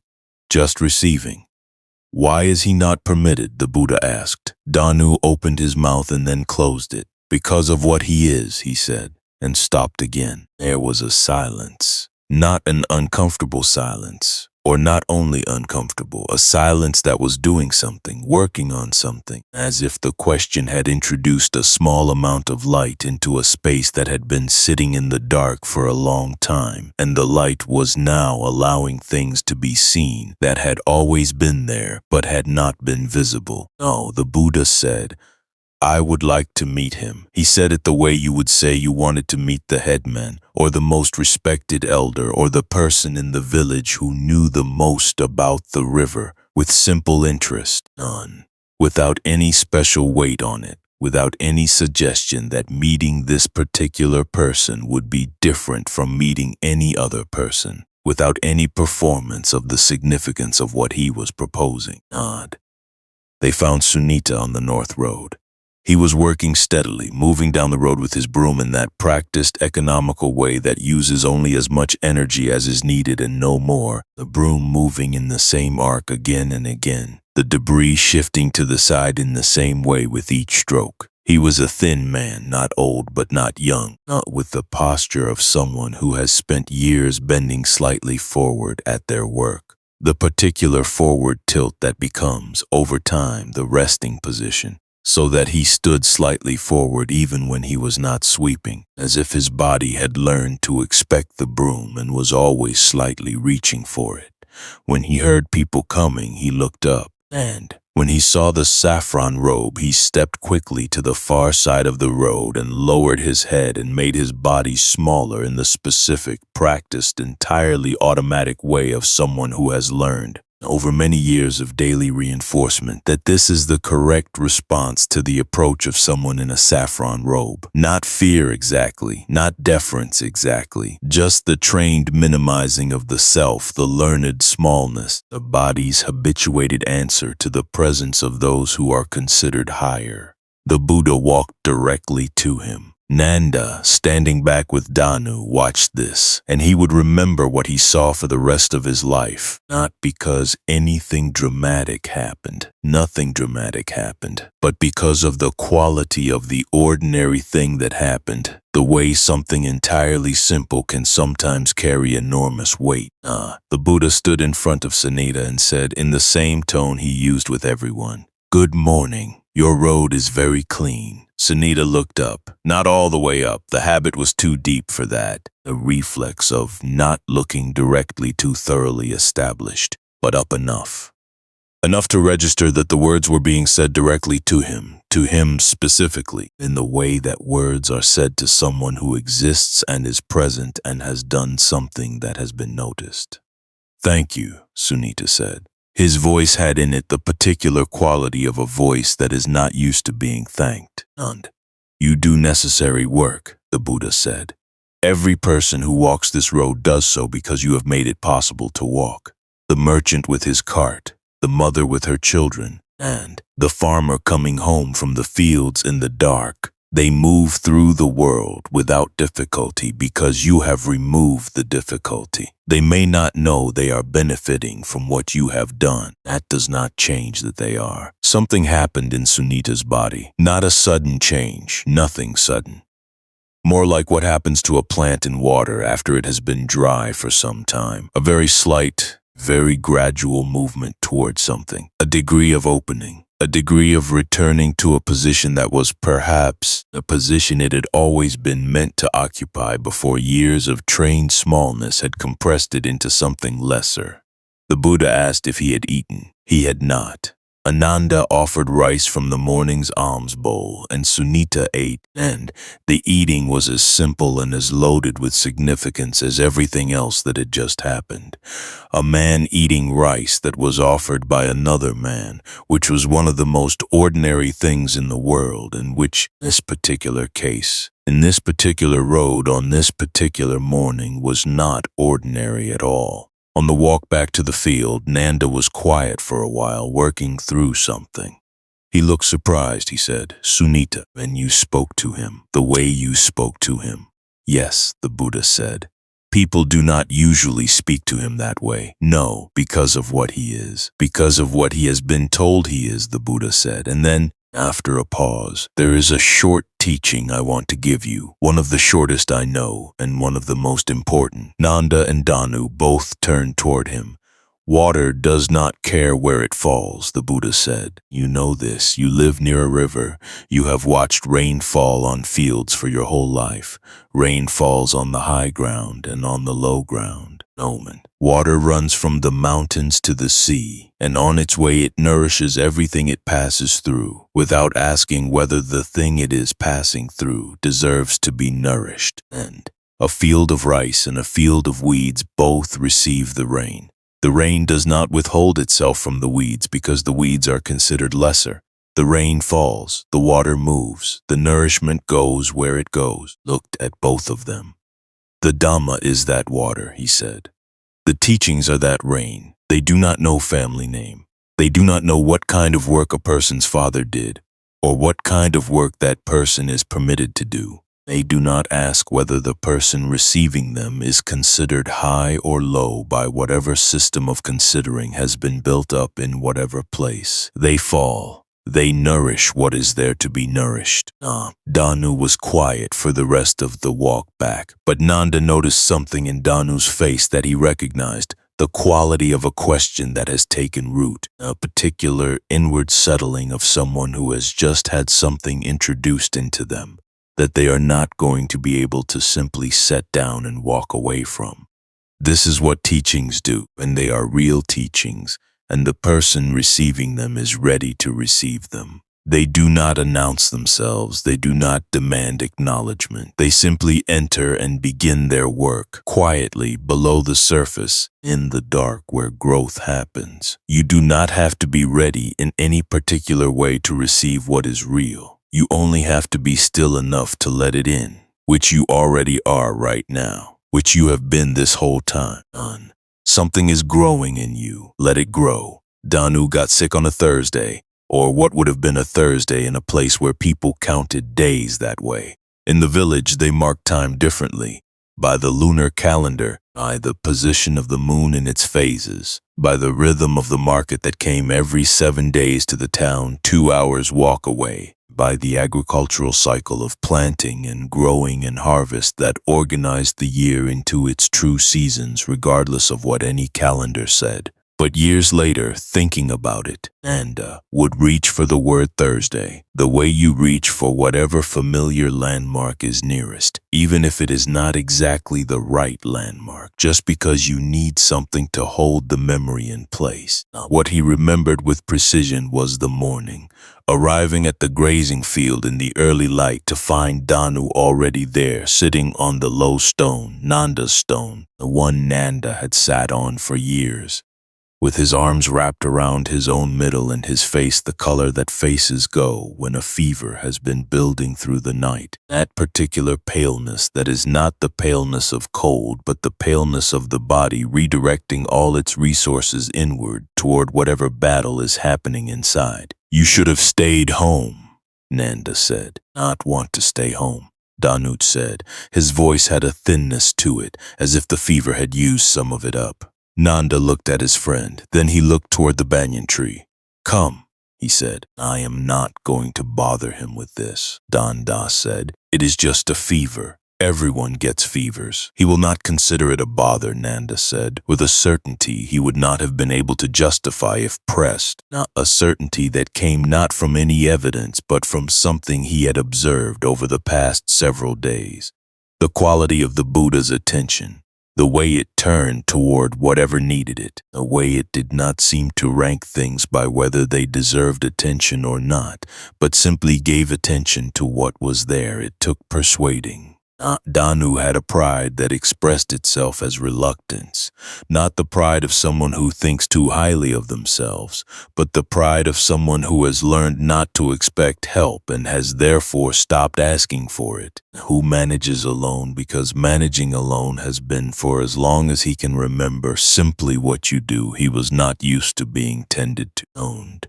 Being tended to required a kind of vulnerability that his whole history had taught him was unnecessary and possibly dangerous. But eventually, slowly, with the fever-making arguments on Nanda's behalf that Nanda could not have made himself, Danu stood and they crossed the field together. The Buddha saw them coming. He always seemed to see things coming. Not in any mysterious or supernatural way, simply in the way of someone whose attention is so fully present and unpreoccupied with other things that it naturally notices what is approaching. He said nothing as they settled near him, but his eyes went to Danu in the same quiet, assessing way that Nanda's eyes went to the young buffalo when she was having difficulty. Not dramatic concern, just genuine attention. Sit down, he said to Danu. Danu sat. He drew his knees up and put his forehead on them, the posture of someone who has stopped pretending that everything is fine. Since last night, the Buddha asked. Yes, Danu said, without lifting his head. Ananda. The attendant appeared within a moment. He seemed to have an instinct for when he was needed that operated below the level of any visible signal. Go to the village. Ask for Jivaka the elder, not the younger one, the elder. Tell him one of the cowherd boys has had fever since last night. Ask if he has the tonic he makes from ginger and black pepper and the root of the particular plant. He will know. He has made it for me before and knows what I mean. He will have it. Ananda went without a word. The Buddha settled back and allowed a moment of quiet. Then he said to both of them, though addressing neither in particular, let me tell you something about the teaching of suffering, and because this is a good moment for it, not because I want to make a lesson of Danu's fever, but because suffering and a body that needs rest are often, I have found, good teachers of the teaching. That life is suffering, Nanda said, remembering what he had heard. Almost, the Buddha said, but almost matters here. The word is dukkha, Pali, and it does not quite mean suffering in the way you mean suffering when you say your back hurt. hurts or your heart hurts. It means something more pervasive and more subtle than that. It is the underlying unsatisfactoriness of all conditioned experience, the way even good things carry within them the knowledge that they will not last, the way even happiness is shadowed by the awareness of its impermanence, the way even when everything is exactly as you want it there is still underneath a slight incompleteness, a slight reaching for, a slight sense that something is not quite fully there. He paused to let this land. Sickness is dukkha, he continued. The fever in Danu's body is dukkha, but so is the worry he felt when he noticed the fever last night, and the reluctance to admit it this morning, and the frustration of being ill on a day when he did not want to be ill. All of that is the second and third layers of the same thing. The sickness is the first layer, the body doing something the body sometimes does. The resistance to the sickness, the wishing it were otherwise, the arguing with the fact of it, that is the second layer. And the second layer is optional. Danu had lifted his head slightly. He was listening in the particular way of the sick, with a quality of stripped-down attention that comes when the body is too occupied with its own affairs to maintain the usual defenses. A quality of just taking in what is actually being said because there is no energy available for anything else. Optional, Danu said. Optional, the Buddha confirmed. The fever will follow its course. It will do what fevers do, whether you argue with it or not. And the question is only whether you add the suffering of the argument to the suffering of the fever itself, whether you make it heavier than it needs to be. He looked at Danu with that steady, clear attention. Right now your body is doing what bodies do when something needs to be addressed. It is working. It knows how to work. The best thing you can offer it is something very simple. Permission. Permission to do what it knows how to do. Without adding to the work, it is already doing the additional work of fighting your resistance to the work. Danu looked at him for a long moment. And then very slowly something in his body changed. Not the fever. The fever would take its own time. But the set of his shoulders, the quality of the tension in his arms around his knees, the tightness in his jaw, something in all of that released, fraction by fraction, as if it had been waiting for permission and had now received it. The second layer, he said, half to himself. The optional layer, the Buddha said, you can set it down, not the fever. You cannot put down the fever. But the argument with the fever, the wish that it were otherwise, the frustration, those you can set down. And when you set them down, you will find the fever has not gotten worse. And the body that is fighting the fever will find the task somewhat lighter. Jivaka arrived with the tonic before the morning was half over, a small clay cup of something that smelled of ginger and something else, something sharp and medicinal, warm from the fire he had heated it over. He was a man of economy and competence, Jivaka, who had been keeping the village's bodies functional for 4 decades and took the work seriously without taking himself seriously, which is perhaps the best combination. And he pressed the cup into Danu's hands with the matter-of-fact efficiency of someone who has done this 10,000 times and knows that it works and has no patience for elaborate ceremony around something that simply works. Danu drank it without protest, and then he lay down on the grass in the shade of the banyan tree and closed his eyes and went to sleep in the sudden, total way of sick children who have finally stopped fighting the sleep that has been waiting for them. Nanda sat with him. The Buddha sat nearby. Neither spoke. The buffalo grazed. The morning moved through its middle hours, the light shifting from the gold of morning to the white of midday, the shadows shortening beneath the tree. After a while, Nanda said, quietly, not wanting to wake Danu, "He looks peaceful. He is no longer fighting it." The Buddha said, "The body knows how to heal. It only needs to be allowed. The body knows how to heal. It only needs to be allowed. Perhaps right now, in this moment, wherever you are, you can feel what that means. Not as an idea, and as something happening in the body itself. The permission to stop fighting what is happening. The permission to let the body do what it knows how to do, which is to rest, to restore, to take in what the night and the quiet are offering. You do not have to fix anything right now. You do not have to figure out anything right now. You do not have to be anywhere except exactly where you are. The body knows. Let it do what it knows. The morning is long and the shade is deep and Danu is sleeping and the buffalo are grazing and the river is moving somewhere in the distance, steady and indifferent and generous, and everything is exactly as it needs to be. Danu recovered, as Danu did most things, completely and without lingering. By the fourth day, he was eating with his usual appetite. By the fifth, he was back in the field, moving the buffalo with the same alert efficiency as before. Though Nanda noticed, and perhaps Danu himself noticed, though he would not have said so, a slight quality of attention in him that had not been entirely there before, a slight slowing of the usual quickness, as if the fever had dissolved something that had been keeping him moving at a pace that didn't quite allow for looking at things on.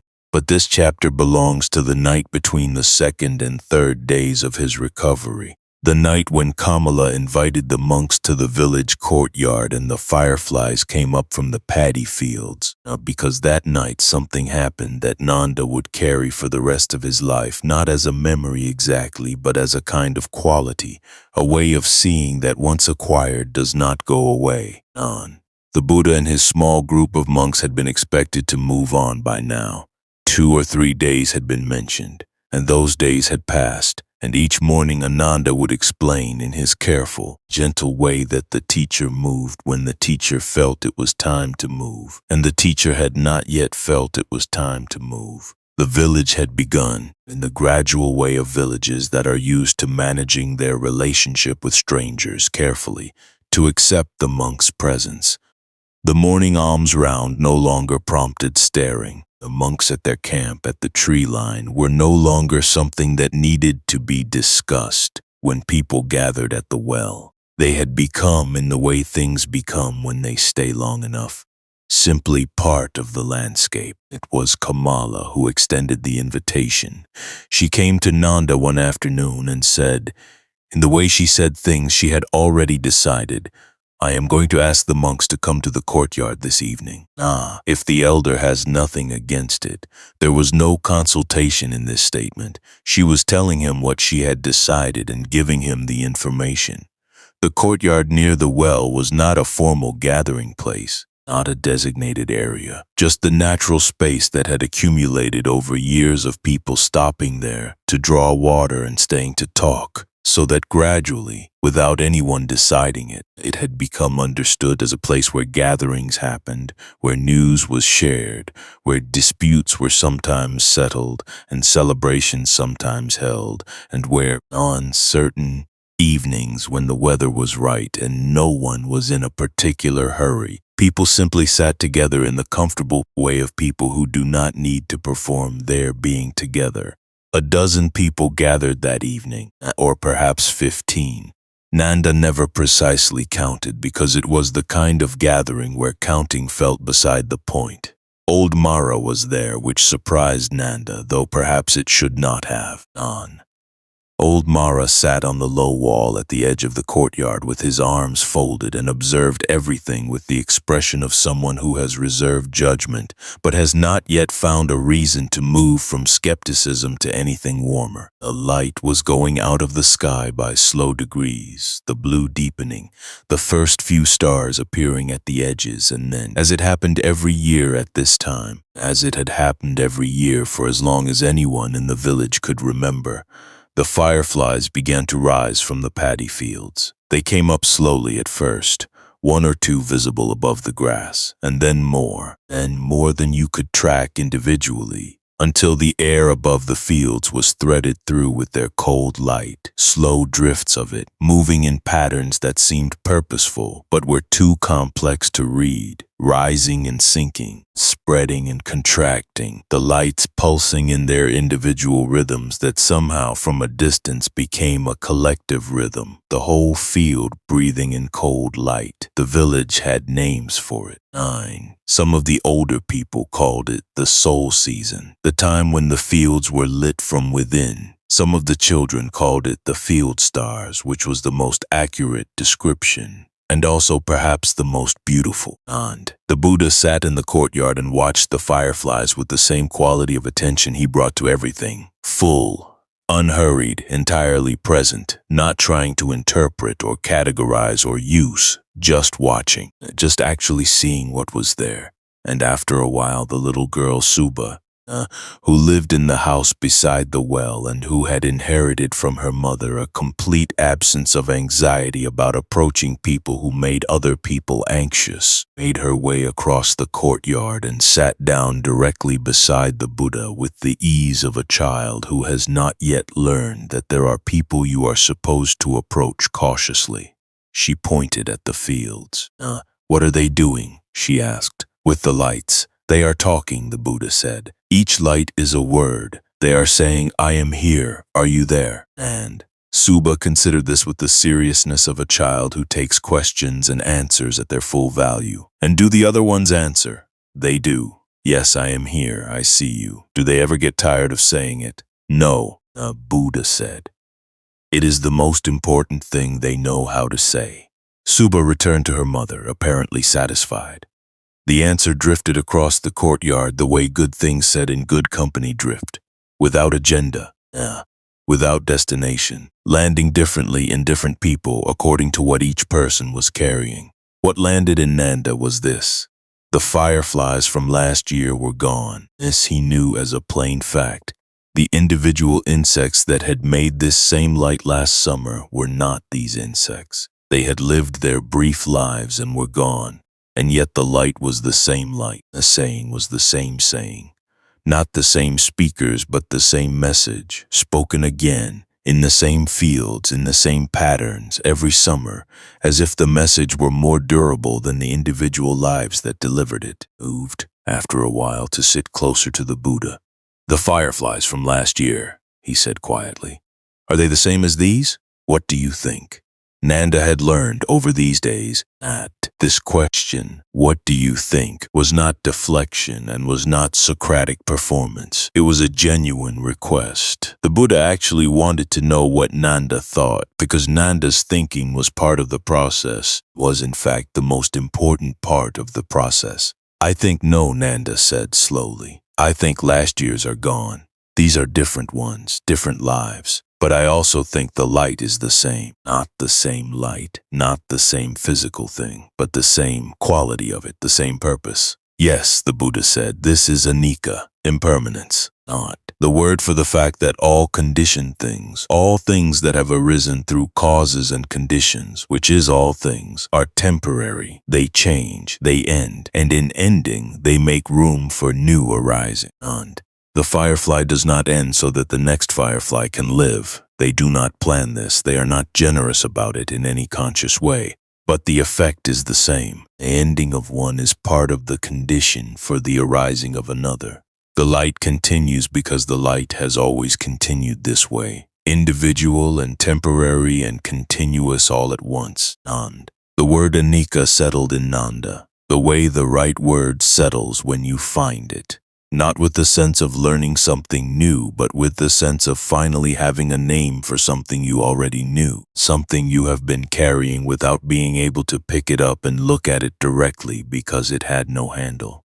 Davala, he said. He said just the name. He had found over these days that he could say the name now without the quality of catching the small internal flinch that had been there before.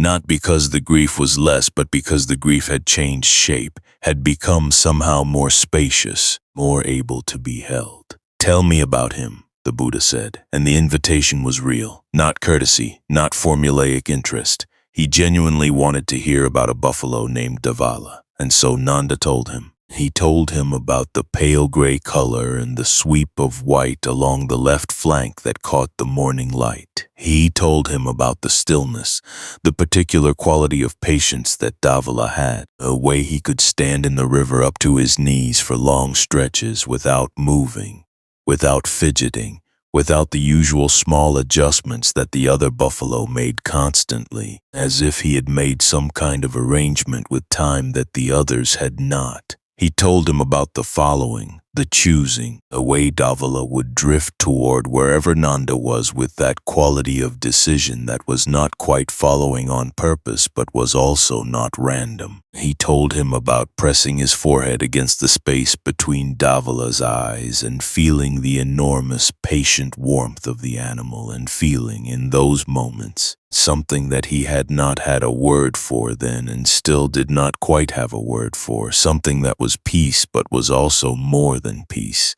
something that was belonging. He told it easily, without the tightness that it had always brought before, the sensation of moving carefully around something that was fragile and sharp-edged. The grief was still there. He could feel it, a presence in his chest, but it had become less like something he was trying not to disturb and more like something he could simply be near, something he could acknowledge and let be there without it requiring anything urgent from him. He sounds like he was a very good buffalo, the Buddha said. The best one, Nanda said. The love you are describing, the Buddha said, quietly in a voice calibrated to carry to Nanda and no further, is real. It was real when he was here. It is real now. Love does not become unreal when the thing it was directed at is no longer present. It continues. Not it just, he paused, has nowhere to arrive, and that is the ache. Not only that he is gone, but that the love is still running and there is nowhere for it to land. Nanda sat with this for a long moment. Yes, he said, that was exactly it. That was the most accurate description of what the 3 months had felt like that he had ever heard. Not just the absence of Davala, but the presence of the love that had nowhere to go, running and running with no destination, wearing a groove in him from the constant motion. Around them the evening continued in its own way. Old Mara had uncrossed his arms at some point, which Nanda noticed with a small internal warmth. Kamala was in conversation with Ananda about something that involved, from what Nanda could hear, the question of what the monks ate on their travels and whether the rice in this part of the valley was different from the rice in the north, a conversation that was also underneath, a conversation about care and hospitality and the particular way mothers express concern for people they have decided to adopt even temporarily. The fireflies rose and rose from the dark fields. I am here. Are you there? Yes, I am here. I see you. If there is someone you have loved and lost, if you have ever had that particular quality of ache, the love that has nowhere to arrive, then this evening by the well is for you. The love is not gone. The love is still real. It is only looking for somewhere to go. And the way forward is not to stop the love, but to give it a larger destination, let it become large enough to include everything that is temporary and ending and beginning again, everything that lives and moves and pulses with cold light for a brief season. The fireflies carry all of it. Let them. Rest here. Night is warm. The fields are full of light. The young monk Rahula arrived on the 6th morning, before the sun had fully cleared the tree line, in the particular blue light that belongs to the last minutes before dawn becomes day. He had been traveling separately with 3 other novices along a different section of the road. The road split some miles back, one fork going east toward the river crossing, one going west toward the hills, and Ananda had sent word through a grain merchant going west that the teacher was resting near the river village and that those traveling with the younger monks should find their way here. The message had arrived, and Rahula had come. Nanda found him already sitting beneath the banyan tree when he arrived at the field in the pre-dawn dark. The young novice was in a posture of meditation that, in the low blue light, looked so precisely like the posture Nanda had first seen beneath this tree that for one disorienting moment he thought it was the same person who had been there all week. The same angle of spine, the same placement of hands, the same quality of absolute settled stillness. And then the light shifted slightly, and he could see that this was someone younger. Someone with the proportions of a person who was still somewhere between boyhood and what came after. Nanda recognized the resemblance before he was introduced. Not from the face. He could not see the face clearly in this light, and besides, he had never seen the face he would be comparing it to up close. No, from the quality of the sitting, the particular angle of the head above the spine, the way the hands rested. These things had their own kind of inheritance. "You are his son," Nanda said. The young monk opened his eyes slowly, the same unhurried way Nanda had watched the father's eyes open days before. Dark eyes, serious. And underneath the seriousness, something that had not yet been fully trained out of him, a capacity for surprise, for delight, for the quick movements of a young face that has not yet settled into the careful composure that years of practice eventually produce. "Yes," he said. "I am Rahula. I am Nanda. I watched the buffalo." Rahula looked toward the field, where the buffalo were beginning their slow morning process of waking and reorienting. "How many?" he asked. 11. He nodded in the way of someone who finds 11 buffalo to be a perfectly reasonable number of buffalo. Then he said, "I have been traveling for 12 days, and I am very tired of being a monk, and I would very much like to simply sit in a field for a while, if that is something fields permit." Nanda laughed. It was so unexpected, not the content, which was in itself fairly reasonable, but the directness of it, the complete absence of the careful, measured quality that the other monks maintained even in casual conversation. A quality of someone who had temporarily set down one version of himself and was offering another, younger version without apology. "The field is large," Nanda said. "It has always had more room than it strictly needs." That was how Rahula, who was the son of the awakened one and who had been a novice monk since he was young enough that he could not remember clearly the time before, spent his morning sitting in a patch of close-cropped grass in a buffalo field near a river in the Gangetic Plain with a 12-year-old cowherd, doing essentially nothing in particular, which was apparently exactly what was needed. Nanda moved the herd through their morning routines and came back periodically to check. The third time he came back, he sat down near Rahula and they talked. "What is it like?" Nanda asked. He had been thinking about how to ask this for a while and had decided that the direct approach was probably the right one, being his son, also his student, at the same time. Rahula thought about this for long enough that Nanda knew he was actually thinking about it and not simply assembling a prepared answer. "Strange is the word I always come back to," he said finally, "though it is not quite right, because strange implies that I know what normal would be, and I have nothing to compare it to. He left when I was very small, before I can clearly remember. So my first real knowledge of him was as the teacher, and learning him as the father has been something I have had to do on top of that, alongside that, in the gaps between teachings and traveling and the various practices of the life." He turned the blade of grass he had picked up over in his fingers. "Sometimes he says something to me and I do not know if he is saying it as my teacher or as my father. I have asked him about this and he has said he is not always sure himself." He paused. "I used to find this troubling, less so now." "What changed?" Nanda asked. "He gave me a teaching," Rahula said, "just for me privately, the way he sometimes does when he sees something specific that a person needs." He said, "Before you speak, before you act, ask yourself 3 questions.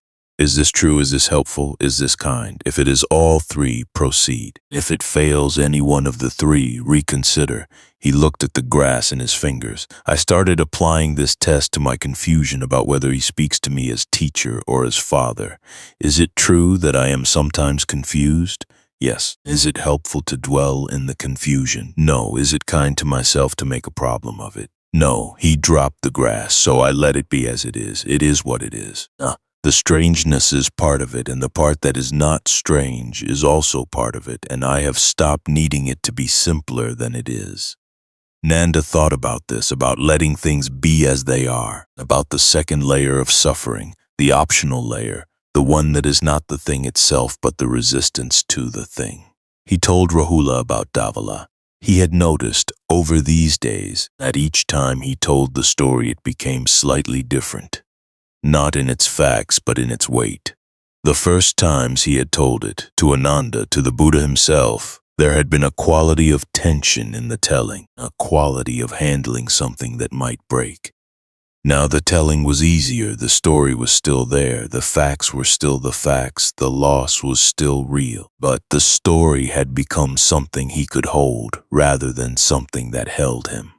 Rahula listened the way the Buddha's people listened, fully, without the small signals of impatience or distraction that most listeners produce even when they are trying to be attentive. When Nanda finished, Rahula was quiet for a moment. "There is a text we study," he said, "the Milinda Panha, the questions of King Milinda, a Greek king who ruled some centuries after the Buddha's time, and who had many questions about the Dhamma that he put to a monk named Nagasena. One of the questions was this: what moves from one life to the next? Because if there is no fixed self, no permanent soul, then what is the thing that continues?" And Nagasena answered by asking the king to imagine lighting one lamp from another lamp. And is the flame of the second lamp the same as the flame of the first? No, it is a different flame, burning different fuel, in a different vessel. Is it completely different? Also no, it arose from the first flame, in dependence on the first flame, and carries something of the first flame forward even though it is not identical to it. Nanda sat with this. "Davala," Rahula said carefully, working through it as he spoke. And the particular quality of Davala, the stillness, the way of following, the patience in the river, those qualities did not simply end when the form that held them dissolved. They cannot simply end. A flame does not simply end. It passes to new fuel, or it goes out. And if it goes out, the heat and light have already moved into the air and the world and become part of other things. Nothing simply stops. The forms change, the patterns continue. "Which pattern?" Nanda said. "Where, I do not know," Rahula said, with the same honesty that seemed to run in the family. "I am 12 years a novice, and I do not know that. My father might know, or might say that the specific destination of a specific pattern is less important than understanding that the pattern does not simply cease. But you should ask him." He looked at Nanda. "You have been sitting with him every morning. That is not a common thing. He gives that time to very few people." "I noticed," Nanda said. "He sees something in you," Rahula said, not performing a compliment, simply observing.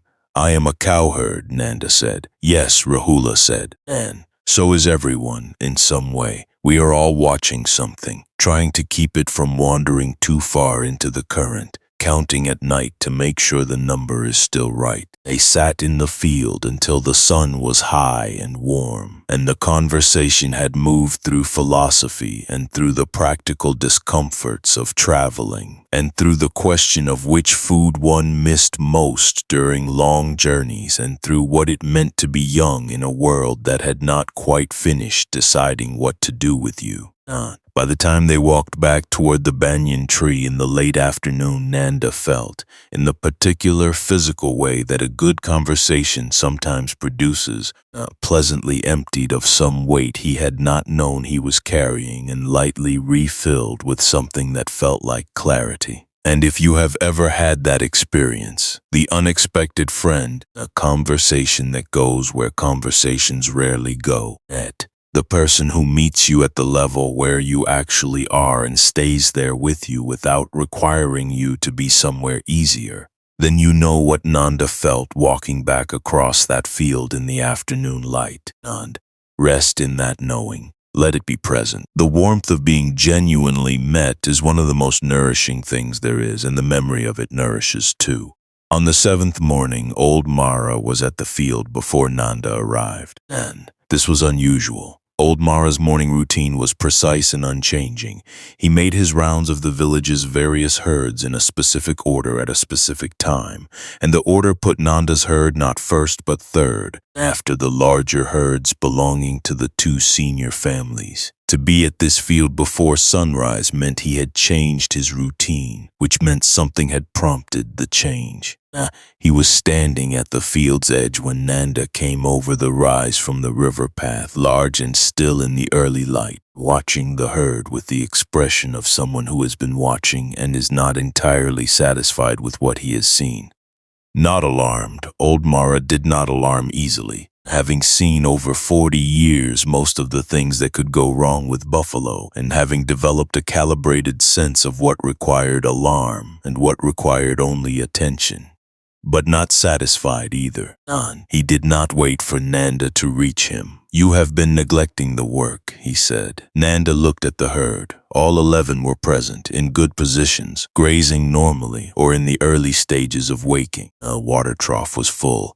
He had checked it the previous evening before leaving. The field looked as it should look. "Everything appears to be." "I am not talking about the counting," old Mara said. The patience in his voice was the patience of a man who has said a thing many times and expects to say it again and has accepted this as one of the conditions of his life. "I am talking about the watching and the present attention that the work requires. That young one in the back, look at her left foreleg." Nanda looked. He looked carefully, the way old Mara had taught him to look. Not a glance, but a real examination. His eyes moving from the hoof up the leg in the systematic way of someone checking for something they know how to look for. And he saw it, a cut on the lower portion of the foreleg. Not deep, not serious, but there. A cut that should have been noticed and cleaned and dressed the day before, and possibly the day before that. The particular quality of feeling that came over Nanda in that moment was specific and unpleasant, not exactly shame, though it had shame in it, but more precisely the feeling of having failed something that was in your care. Something had been depending on your attention, and your attention had been elsewhere. "I will see to it immediately," he said. "You will see to it immediately," old Mara agreed. "And you will also tell me what has been happening with the monk." He said the word monk in the way he said many things, without heat, without drama, but with an inflection that communicated his view of the matter clearly enough. 7 days now you have been spending your morning sitting under a tree instead of watching the herd." "I have been watching the herd," Nanda said, "and also spending time with the teacher." "What does the teacher teach?" Nanda thought about this honestly, which was the only way he could think about it because the question was too direct for any other approach. He thought about the river and the water, about Karuna and the older buffalo making quiet room, about Sunita on the road and the way his shoulders changed, about Anika and the fireflies and what they were saying to each other across the dark, about Danu sleeping in the shade and the body that knows how to heal if you let it, about all the Pali words, each one a handle for something that had previously had no handle.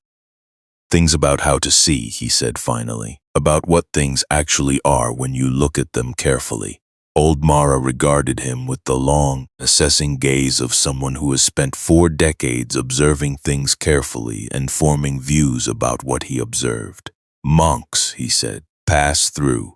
They accept what is offered. They say things that sound true and that feel while they are being said, like they might change something. And then they move on. And the rice is gone, and the things they said are gone too, and the buffalo still need watching." He was not saying this with malice. He was saying it with the particular care of a person who has seen a pattern many times and feels responsible for pointing it out to someone who has not yet seen it enough times to recognize it. Nanda did not argue. He went to the young buffalo and attended to the cut with the materials old Mara had taught him to keep. Clean water, clean cloth, the particular preparation of herbs that Jivaka the elder had once shown old Mara, and that old Mara had passed on to Nanda as one of the essential things a herdsman needed to know. The young buffalo stood patiently while he worked, as she always did when she was being tended, with the quality of trust that makes the work easier, and that Nanda always felt receiving it as something that mattered. He found the Buddha afterward and told him what had happened. The Buddha listened without interruption. When Nanda finished, he said, "He is right." Nanda blinked. "About what specifically?" "About the young buffalo. You should have noticed the cut before he did. That was your responsibility, and you did not meet it." He said this without judgment, in the same clear tone he used for everything. Not harsh, not soft, just accurate. The Dhamma does not excuse you from your responsibilities. It does not allow you to pursue inner understanding at the expense of the outer duties you have taken on. The buffalo are not an obstacle to the practice. They are the practice. The attentiveness you bring to sitting here with me in the morning should be the same attentiveness you bring to checking the young one's legs. They are not separate things. Nanda sat with this. Old Mara tends his herd with a quality of attention that many practitioners of formal meditation cannot match, the Buddha continued. He does not know the Pali word for what he does, but 40 years of careful watching, of actually seeing what is there rather than what he expects to be there. That is a form of practice. He has been practicing in his own way for decades. He has not arrived at peace. He carries his own difficulties, as all of us do. But the quality of his attention to the things in his care is genuine and real and worth respecting. He paused. There is a word for what you lost track of when you stopped noticing the cut on the young one's leg, he said. Sati, mindfulness, not the special state that some people imagine. Some rarefied condition you enter during formal practice and leave when you return to ordinary life. Sati is the quality of being fully present to whatever is actually in front of you. The rice farmer who plants with sati presses each seed into the ground with the same complete attention as every other seed. The weaver who weaves with sati does not produce cloth with loose threads. The cowherd who moves through the field with sati does not miss the cut on the young one's leg. He looked at Nanda steadily. Carry sati into the field, he said. Carry it into the counting and the watering and the daily survey of each animal. Let what you are learning here make you more present in the field, not less. If it makes you less present, you have misunderstood something important. I will carry it, Nanda said. And he meant it in the way you mean things when you have just been shown, not told.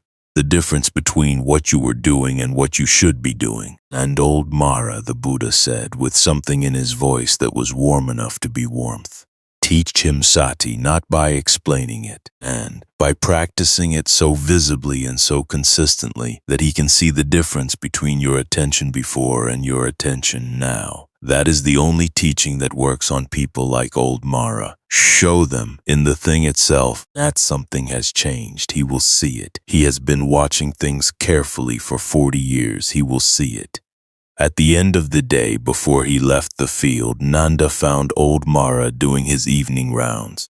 He stood beside the older man, and they counted together, side by side, quietly, each doing the count in their own way, but arriving at the same number, 11. Then Nanda went to the young female and checked the dressing on her leg and changed the outer wrapping and examined the wound and satisfied himself that it was clean and healing and stood back. Old Mara watched all of this. He said nothing. He never said much. But when Nanda turned to go, the older man made a sound. Not a word, not quite approval, but the particular sound that means in the language of people who don't say very much. That was done correctly. That was the thing that needed to be done, and you did it in the right way. It was not much, but in the economy of what old Mara gave, it was considerable. Nanda carried it home through the long evening grass the way you carry something small and real, carefully, aware of its weight, grateful for it. On the 8th night, Nanda dreamed of Dhavala. He had dreamed of Dhavala before, weeks after the loss. Dreams that were not quite dreams, but were more like the night's version of the grief, the same weight and shape as the daytime grief, but experienced in the particular helpless way of dreams, where you cannot do anything except be inside what is happening. In those dreams, Dhavala was usually walking into the mist, walking away. The mist closing behind him like water closing over something dropped into it, smoothing itself out, leaving no mark. This dream was different. The world of the dream had the quality that the actual world has just before dawn, that particular quality of unreality that is more real than reality, of things being the right shape but slightly wrong in their distances from each other, of familiarity and strangeness simultaneously present. The river was there, silver and wide and moving. The field was there, the grass still in the windless dream air. The banyan tree at the far edge, its roots and their second-generation trunks making their grove of connected lives. And Davala was there, standing at the edge of the water, pale gray, with the sweep of white along the left flank that caught even dreamlight and held it. His great head turned slightly, the way he always turned his head when he was attending to something.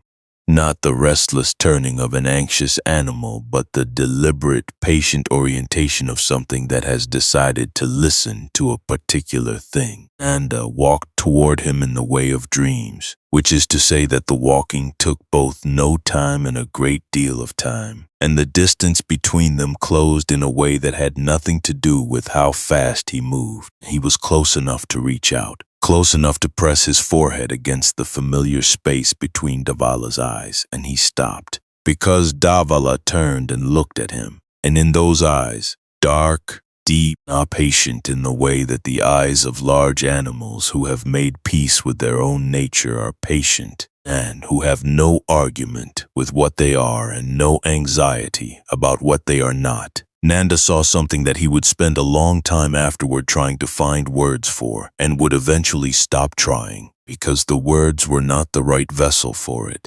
It was not a message. It was not reassurance in any ordinary sense. It was more like recognition, not the specific quality of recognition that passes between two things that know each other, that have been in genuine contact, that carry something of each other. Not, I am fine. Not, do not worry. Not any of the things that comfort dreams sometimes produce. Just recognition, just I know you, I see you. This continues. Then the mist came in off the river, slow and white, the way it came in every morning, indifferent and beautiful, covering everything it covered without meaning to cover it. And Davala turned back to the water and walked into the mist and was gone. Nanda woke with his hand flat against his chest. The room was dark. The coals in the fire had gone to gray. His mother Kamala was breathing quietly on the other side of the room, the deep, regular breathing of someone genuinely asleep. He lay still for a long time. He went to the Buddha before anything else that morning, before the count, before the water, before any of the morning tasks. He walked directly to the banyan tree and sat down and said, quickly, before anything could dissolve, I had a dream. And he told it. All of it, the dream river and the dream field and the familiar and wrong distances of the dream world, and Davala at the water's edge and the turning in the eyes, and what he had seen in the eyes that he could not quite say in words, but which he attempted to say anyway, imperfectly, with the best words available. The Buddha listened with absolute attention, and when Nanda finished, there was a silence that was, in its way, the most eloquent response available. What did the recognition feel like? The Buddha asked. In your body, when you saw it in his eyes. Nanda thought about this carefully, trying to remember it precisely, trying to hold on to the physical quality of it before it faded the way dream things fade. It did not feel like comfort, he said slowly, not the way being told something reassuring feels. It felt more like something I already knew being shown to me. Like a thing I had known for a long time in some part of me that does not use words being given form on. Being made visible, he paused. It did not feel like he was saying he was all right the way someone would say it to make you feel better. It felt like he was saying that something continues, that the something which was him, the quality of him, the pattern, is still somewhere, still going, like the river. Yes, the Buddha said quietly. Yes, I think that is very close to what is true. He was quiet for a moment. The kind of quiet that is itself a kind of communication. The quiet of someone choosing their words with great care, finding their way through something that does not travel easily into language.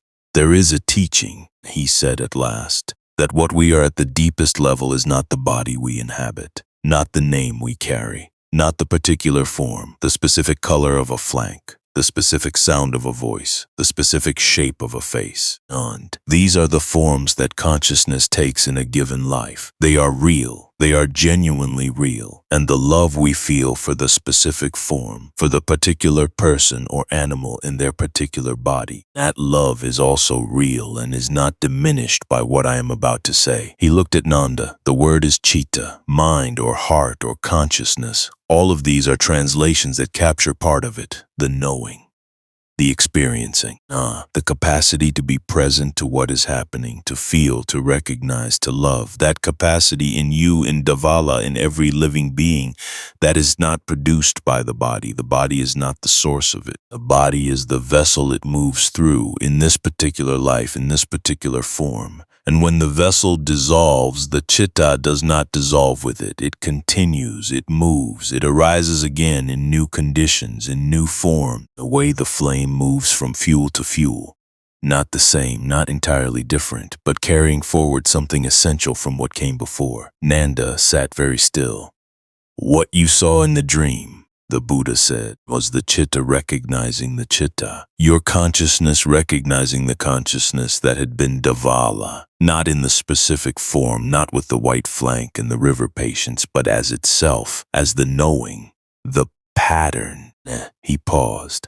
Dreams do not always carry truth, but sometimes the mind in the state of sleep finds its way to things that the waking mind's ordinary busyness keeps it from. Sometimes a dream is the mind showing you something it already knows. That he went without suffering, Nanda said slowly. That is what it showed me.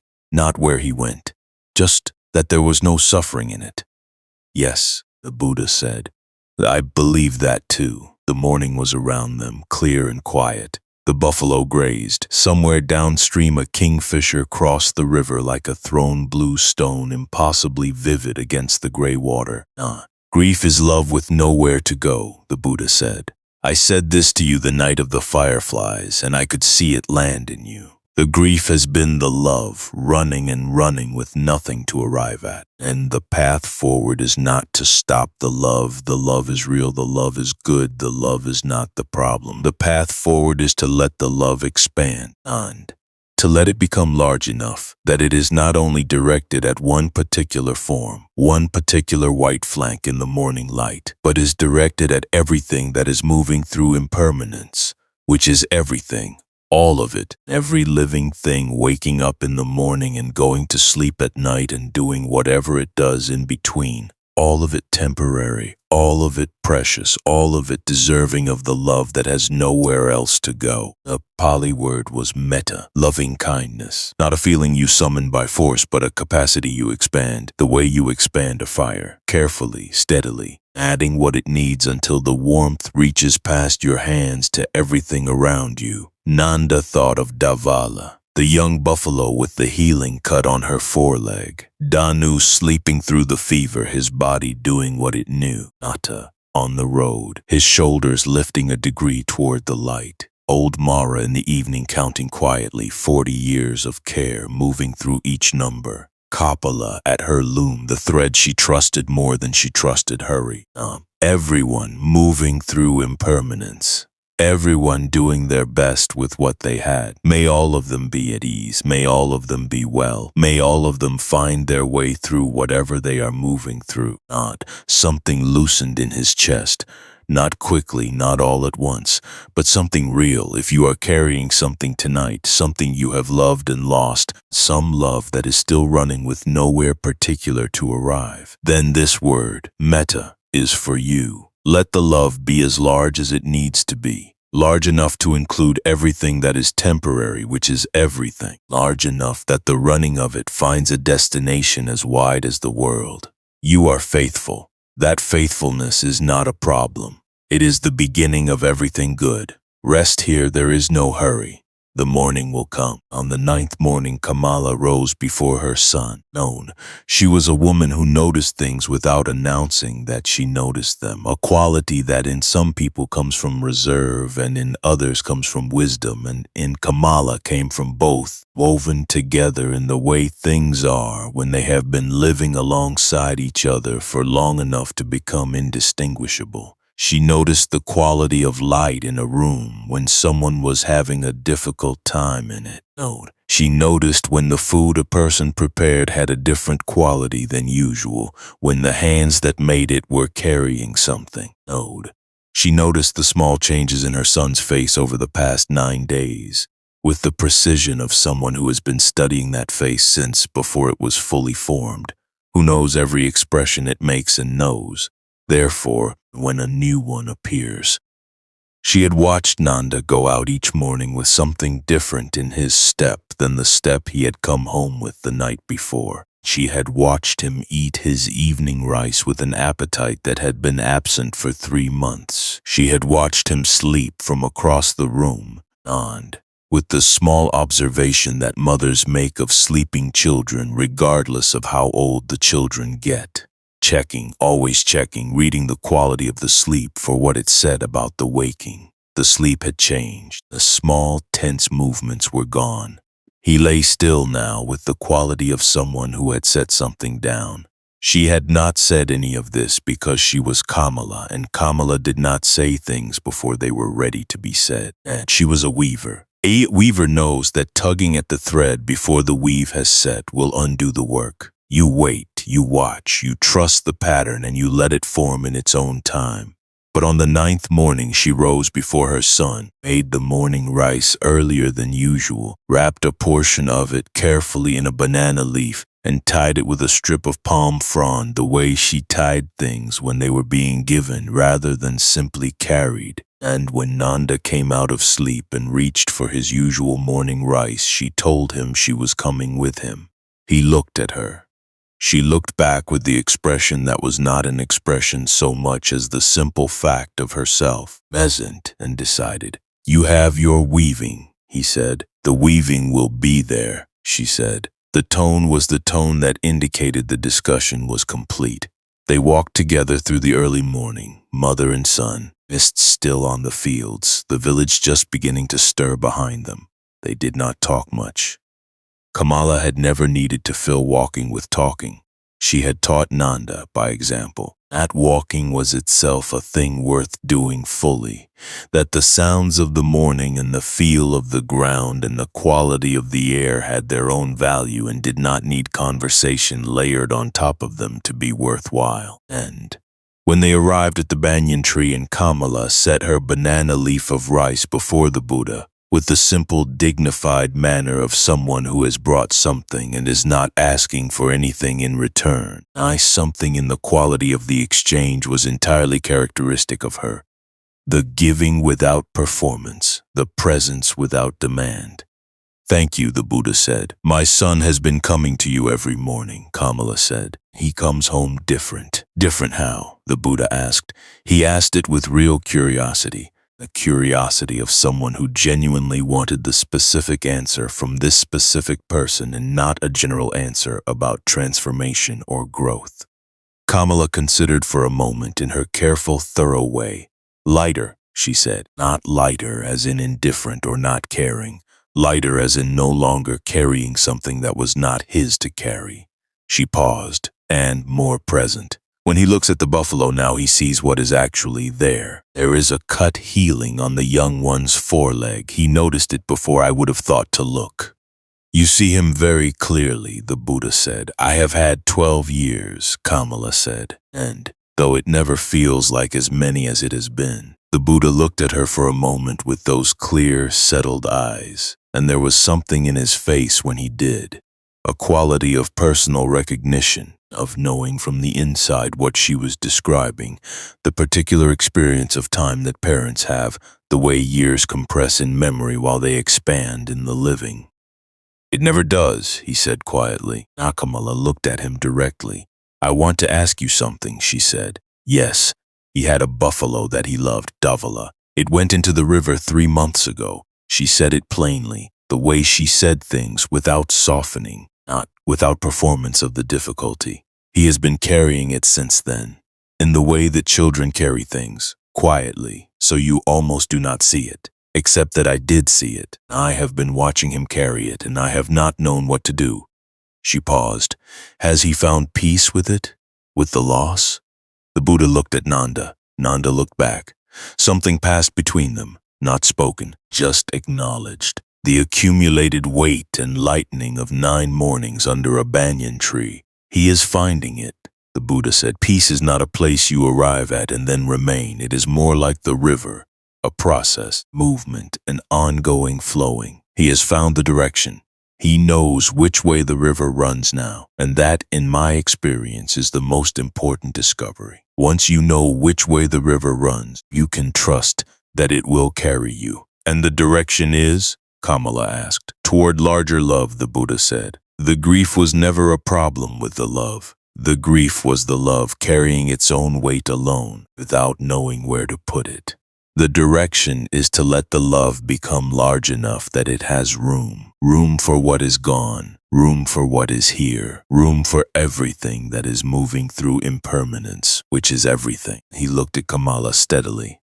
Watch him with the young buffalo, the one with the healing cut. Watch the quality of his attention to her. Kamala looked at her son, and on her face there was the thing that Nanda recognized without being able to name.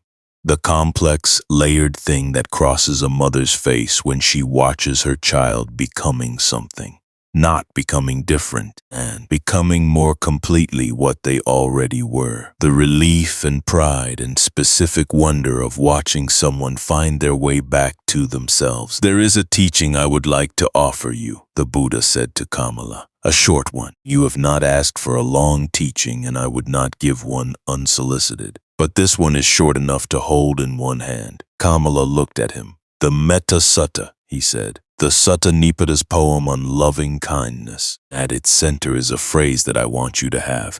May all beings be happy. May all beings be free from suffering. May all beings know peace, he said it once quietly, with the quality of saying something that has been said many thousands of times and has not worn smooth from the saying, but has, if anything, gathered density.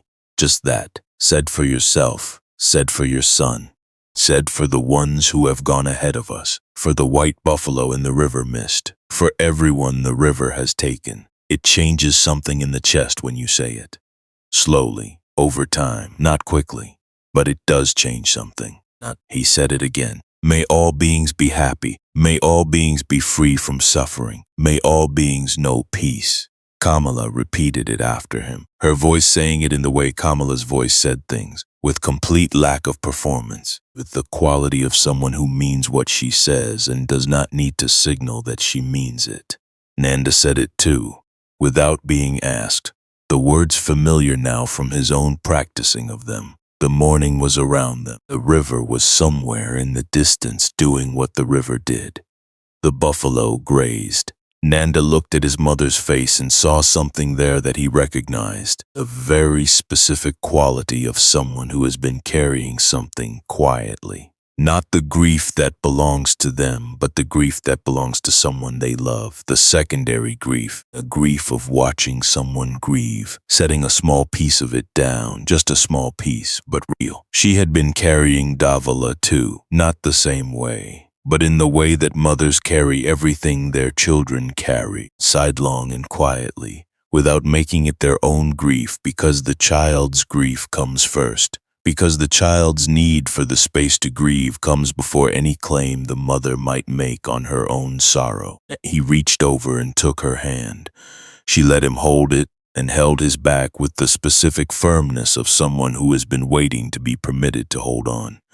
There is still something I need to ask him, Nanda said quietly, not to the Buddha but to his mother. My question, the one from the beginning. I have been getting closer to it every morning, but I have not yet said it. Kamala's hand tightened on his. I know, she said. I think I know what it is. He looked at her. I have known you for 12 years, she said. I know the questions you carry without saying. She looked at the Buddha and then back at her son. Ask it, she said softly. That is why we are here. That has always been why we are here.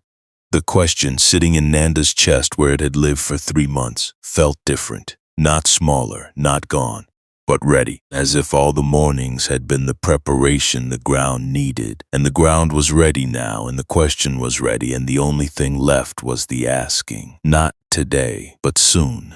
If you are resting now, if sleep is close, and If the sounds around you have gone quiet, if the weight of the day has begun to lift the way weight lifts when you are finally allowed to set it down, let this readiness be with you. Your own questions, the ones you carry without always being able to say them, are real and are worth asking and will find their moment. The morning is coming, the river is moving, rest now. He asked it on the 10th morning. There was nothing that made the 10th morning look different from the outside. The sky was the same sky. The mist was the same mist. The buffalo woke in the same order they always woke.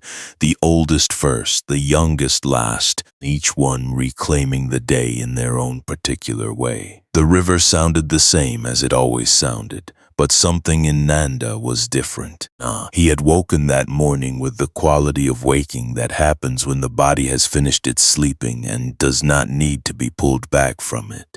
Fully awake, simply awake, with the particular clarity that comes before the day has had a chance to attach its various weights to you. He lay on his mat for a moment in that clarity and felt the question in him, the old question, the one about Davala and the real where, and felt it differently than he had felt it before. Not pressing, not urgent, not asking to be managed or contained. Simply there, simply ready. He did the morning tasks with the quality of attention the Buddha had called sati, not mechanically, not while his mind was elsewhere, but actually present to each thing. The counting, the checking of the young one's leg, healed now, the skin new and slightly lighter at the scar, the water trough, the moving of the herd. He did these things as themselves, not as things to get through in order to arrive at the banyan tree. He did them as the practice they were. Then he went to the banyan tree. The morning light was the particular gold of the later part of early morning. Now when the sun had climbed enough to be warm on the skin, but was still low enough to come in at an angle that made everything slightly more vivid than usual, as if the world had been asked to show itself clearly and had agreed. Now the Buddha was sitting in this light in his familiar way.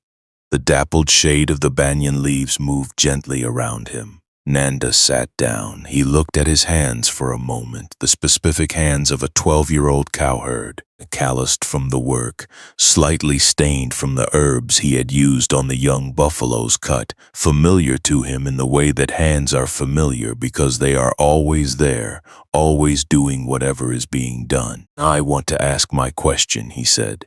Yes, the Buddha said, quietly, simply. As if this moment had been expected and prepared for, and was entirely welcome. Nanda looked up. His heart was doing something. Not quite fear and not quite courage, but the thing that contains both. The thing you feel when you are about to say something real to someone who will actually receive it. When you are about to be genuinely present with another person and there is no longer any protection between you and the reality of that.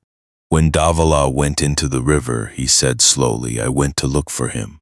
3 days. And on the 3rd day, standing at the water with the mist still on it and nothing found and nothing going to be found, I had a feeling. He paused, trying to find the exact quality of it.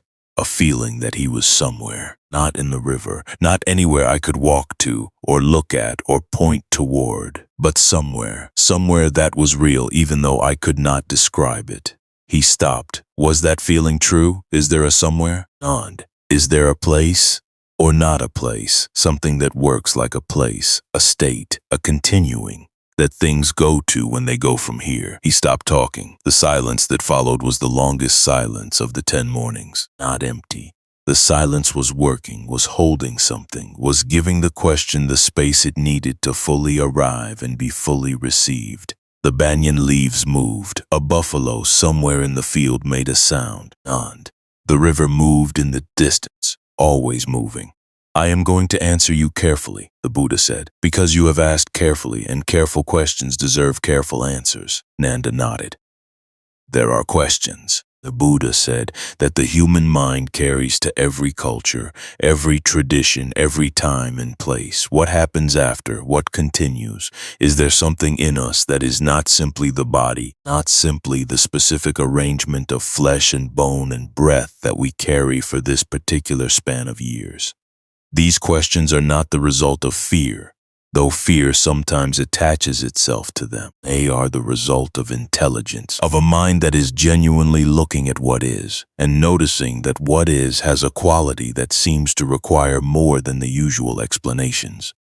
He looked at Nanda steadily. I can give you two kinds of answer, he said. One kind is the story kind, a specific narrative about what happens, where things go, how it works, the kind of answer that gives the mind something definite to hold. Known. The other kind is the truth kind, which is less definite, harder to hold, more honest about what can actually be known, and what requires a different kind of knowing than knowing in words. The truth kind, Nanda said, without hesitation. The Buddha looked at him for a moment. Yes, he said, I thought so. You are ready for it. He settled slightly, the way he settled when he was going to say something that required his own full attention as well as the listener's. The feeling you had on the bank of the river on the third morning, he said, not the feeling that Davala was somewhere, not in the river, not anywhere physical, but somewhere real. That feeling was not wishful thinking. That feeling was not the grief creating comfort for itself. That feeling was your consciousness recognizing something that it knows but that the waking word-using mind rarely has access to. It was recognition, the way the river knows to move toward the sea even in complete darkness. The way your body knows to breathe even when you are not thinking about breathing. He paused. What your feeling was recognizing is this. Consciousness is not something the body produces. It is not a byproduct of the brain, the way heat is a byproduct of fire. Consciousness is the fundamental ground in which all experience arises. The body, the specific form, the particular arrangement of flesh that was Davala, these arose within consciousness, not the other way around. And when the form dissolves, the consciousness that moved through the form does not dissolve with it. The form was temporary. The consciousness that inhabited it is not temporary in the same way. It continues, it moves, it finds new conditions in which to arise, new forms through which to express itself the way the flame finds new fuel. Never exactly the same, never entirely different. A continuation. Nanda was very still, listening with his whole body, the way you listen when something is being said that you have needed to hear for a long time. Davala, the Buddha said. His voice went quieter on the name. The particular pattern that was Davala, the river patience, the quality of choosing, the following, the quality of being present without needing anything from the being present. That pattern did not simply end when the form ended. Patterns do not end, they transform. They move into new conditions, arise in new forms, continue in the way that things continue when they are not the temporary form but the deeper current that runs through the form. He paused. The chitta that was in Davala continues, and where it continues, and in what form and through what particular life, these are things I cannot trace from here. The river does not leave a map, but the river continues. Nanda sat with this for a long time. The sun moved, the light changed, the shadows of the banyan leaves shifted and resettled on the ground around him. There is a somewhere, he said finally. There is a somewhere, the Buddha confirmed. Not mappable, not visitable, but real. As real as the river is real. Not the water, not the specific water you can put in a cup, but the river, the ongoing, directional, continuing fact of it. I knew it, Nanda said quietly. I think I have known it since the third morning at the river. I just did not know whether I was allowed to know it. You were always allowed, the Buddha said. No one can give you permission to know what is true. The truth is what it is. You can resist knowing it or you can let yourself know it. It was waiting for you. It does not make me miss him less, Nanda said. No, not, the Buddha said. It does not. The missing is real. The love is real. Knowing something about the nature of consciousness and the continuation of the chitta does not dissolve the grief the way water dissolves salt. A grief is still grief, but it becomes over time, gradually, a different kind of grief. Not the grief of total loss, of something that simply ceased and left nothing, but the grief of distance, of a continuing thing that is no longer here in the specific form you loved. And distance, unlike total loss, can be crossed, not by going to where the other is, but by expanding the love until it is large enough that the distance is held inside it, rather than outside it. He looked at Nanda with those clear, settled eyes that had, over 10 mornings, now become one of the most familiar sights in Nanda's life. "You have asked a very good question," he said. "I hope you spend the rest of your life asking questions of this quality." "I will," Nanda said, and felt saying it, that it was true. Not an aspiration, but a recognition of something that was already the case. The morning held them both in the shade of the banyan tree, in the quality of silence that follows something real being said and received, in the warmth of the light and the sounds of the field and the river and the birds, in all the ordinary texture of a morning in the Gangetic plain that was on that day extraordinary, only in the way that any ordinary morning is extraordinary when you are actually present to it. The question had been asked, the answer had been given. And something in Nanda that had been in motion for 3 months found, briefly, a still point, not the stillness of emptiness, but the stillness of completion. The river finding for just a moment a pool where it could rest before continuing. You have been carrying questions too, perhaps. Questions you have been moving around, getting closer to, not quite ready to ask. They are real questions. They deserve real answers. And the ground for receiving real answers is prepared by exactly what you have been doing, by listening, by being present, by letting the words and stories and teachings find their way into you without forcing them or rushing them on. The ground is prepared. The question will find its moment. Rest now. On the 11th morning, the Buddha and his monks moved on. It happened the way everything happened with this group of people, simply, without ceremony, and without drama, without making a production of the ending. Ananda had come to Nanda the previous evening while Nanda was doing the end-of-day count and said, quietly, "The teacher will move on tomorrow morning, and we have been here longer than we planned, and there are places still to go and a road that has been patient with us." Nanda had nodded. He had known it was coming. He had been knowing it was coming for several days. In the background of each morning, the awareness that the mornings were finite, that this particular arrangement of people and field and banyan tree and river sounds had a natural end approaching. He came to the field earlier than usual on the 11th morning, so early that the darkness was still fully present, still the complete pre-dawn dark with the stars visible and the birds barely beginning to consider their first tentative pre-dawn notes. He stood on the rise by the fig tree in the dark and looked toward where the river was, visible but present as always, its sound underneath all the other sounds. The monks were already moving when the sky began to pale. They came along the edge of the field in single file, the way they always moved, each carrying what they carried, each in their own walking, the pale orange of their robes, the first warmth of color in a world that had not yet fully committed to color.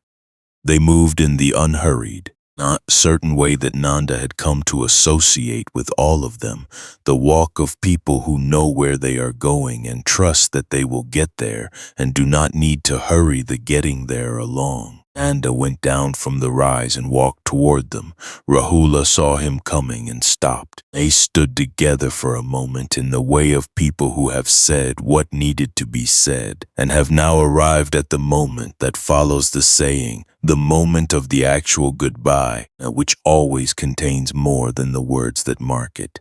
"Will you come back this way?" Nanda asked. Rahula looked at him with those dark, serious eyes that also contained the capacity for delight. "Roads curve," he said. "I have learned on this journey not to predict roads." A pause. "But roads do curve. Teach me something before you go," Nanda said. It came out of him without planning, but it felt right. The way things feel right when they are the actual next thing rather than the planned next thing. Rahula thought for a moment, really thought. His face did the thing it did when it was working on something real. Then notice the breath. Not now specifically, not only in the mornings with the herd, but at any moment in any day. Just notice, I am breathing, not a long meditation, not a practice that requires preparation. Just at some moment in the day, notice I am breathing, I am here. I exist in this body, in this moment, and this moment is happening. Just that. Just the noticing. He paused. My father says it is the simplest practice and the most complete one. Everything else is built on top of it. That is the whole practice? Nanda said. For now, Rahula said. For now it is the whole practice. He stood a moment longer. Then Rahula pressed his palms together and lowered his head in the slight bow that the monks used, and Nanda did the same. Not quite correctly, a little awkward, but genuinely. And Rahula went, ah. The Buddha had stopped further down the path, where the field met the trees, where the path became road. He was standing in the early light with his back to the field, looking toward the road. And when Nanda reached him, he turned. They looked at each other in the light that was, at this particular moment of morning, neither fully one color nor fully another. The light of in-between, the light of the doorway between one thing and the next. When you water the herd this morning, the Buddha said, notice how they drink. Nanda blinked. Why? No particular reason, the Buddha said, just notice. He turned and walked on, joined the others, and became part of the line of pale orange moving along the field's edge into the trees onto the road that went north. Nanda stood and watched until the orange had dissolved into the color of the morning, into the general warmth of the light that was coming now from the east, warming the top of the tree line, reaching down toward the field, until there was nothing to see that was specifically them, only the ordinary morning, the ordinary road, the ordinary everything that had been there before and would be there after. He stood there for another moment. Then he went to get the herd. The 11 buffalo rose in their usual order, the day taking its familiar shape around the familiar sequence of the morning. The count, the gathering, the movement toward the river path, the grass wet with dew catching the early light, the birds now in full voice, a world fully committed to being itself. At the river, he watched them drink. He had watched them drink many hundreds of times. He knew the sounds, the order, the specific way each animal approached the water and took it in. The young one always from the side where the bank was shallower. The oldest bull always standing in the deepest part of the shallows. The others arranged around them in the loose, comfortable democracy of animals who know each other well. But this morning he watched with the quality of attention that 10 mornings had given him, sati, a full presence to what was actually there, to the specific and unrepeatable particularity of this morning, these animals, this water, this light. He saw how the older ones waited, not because they could not push to the front. They were large enough and strong enough to drink first if they chose. But they waited, grazing at the bank while the younger ones got to the water, and when the younger ones had what they needed, the older ones moved in, calmly, without urgency, in the sequence that was not a rule but was simply what they did. He saw how the young female, the one with the scar still new on her foreleg, moved to the water without the slight hesitation she had had before. The leg that had been tended had healed, and the healing had given her something beyond the physical healing, a quality of confidence, the bodily knowledge that when she was hurt, help had come. The world had proved itself trustworthy in that specific way, and the knowing of it was in her body now. He saw how the water moved around their legs as they stood in it, around the massive, patient solidity of them, and continued downstream without stopping, without pausing, without any acknowledgement that it had been in contact with something enormous and living, just flowing on, as water flows, as rivers flow, as all moving things move toward where they are going, indifferent and generous. He breathed, just, I am breathing, I am here. The sun came over the tree line on the far bank and laid itself across the water all at once, the way the sun comes over a tree line, with the completeness of something that has decided it is time. The river went from gray to gold in the space of a breath. The buffalo standing in it became briefly, in the gold light, not something from another kind of story, something ancient and serious and beautiful, standing in the golden water in the golden morning, breathing in and breathing out. He thought of Davala. Not the missing, not the question, not the grief that had been running for 3 months looking for somewhere to arrive. Just Davala, the specific, beloved, particular Davala, the wide, pale flank and the sweep of white, the river patience, the quality of choosing, the way of pressing close without grasping, of being present without demanding anything from the being present. The flame that had moved on, the river still running. I know you, I see you. This continues, he thought. I understand now. Not everything, not the whole map, not the destination, not the specific form of what comes after, but the direction. The direction is clear. The river knows which way it runs. He thought, the love does not stop. He thought, the river is the same river. He thought, may all beings be happy. May all beings be free from suffering. May all beings know peace. 3 things Nanda carried with him from that week and would carry for the rest of his life. And the first was sati, the quality of full, present attention. Attention that is not somewhere else, not in the past or the future, not running its usual calculations and anxieties while the body goes through its motions, but here, actually here, with what is actually here. The quality that notices the cut on the young one's leg before the old man has to point it out. The quality that sees the older buffalo making quiet room without fanfare. The quality that watches water move around legs and continue downstream and finds in that simple, ordinary sight something that is also, if you are actually present to it, extraordinary. The second was metta, the expanding of the love, the opening of the heart outward from the one specific beloved to the next and the next and the next. From Davala to the young buffalo to old Mara to Sunita on the road to Rahula, tired from 12 days of walking to Kamala at her loom, trusting the pattern to everyone, to all of it. Every living thing moving through its brief lit season, doing what it does as well as it can in the time that it has. The love that becomes when you let it become large enough, not a direction but a quality of being. Not what you feel toward this or that particular thing, but what you are. A thing that holds rather than grasps, a warmth rather than a grip. The third was the knowing, not as a thought, not as a belief you carry in your head and recite when needed, but as a felt recognition in the body that consciousness does not end. That what was Davala continues in some form, through some continuation that cannot be mapped, but that is real.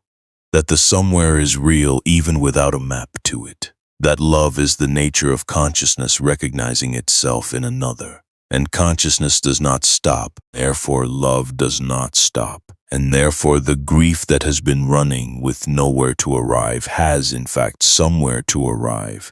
It arrives in the expanding, it arrives in the metta, it arrives in the whole wide world, which is made of temporary things that love each other while they are here, and then continue beyond the here in ways that the here cannot fully contain. Nanda was 12 years old, and he was a cowherd, and he would remain a cowherd for some years, and then become other things and carry all the joys and griefs that living carries.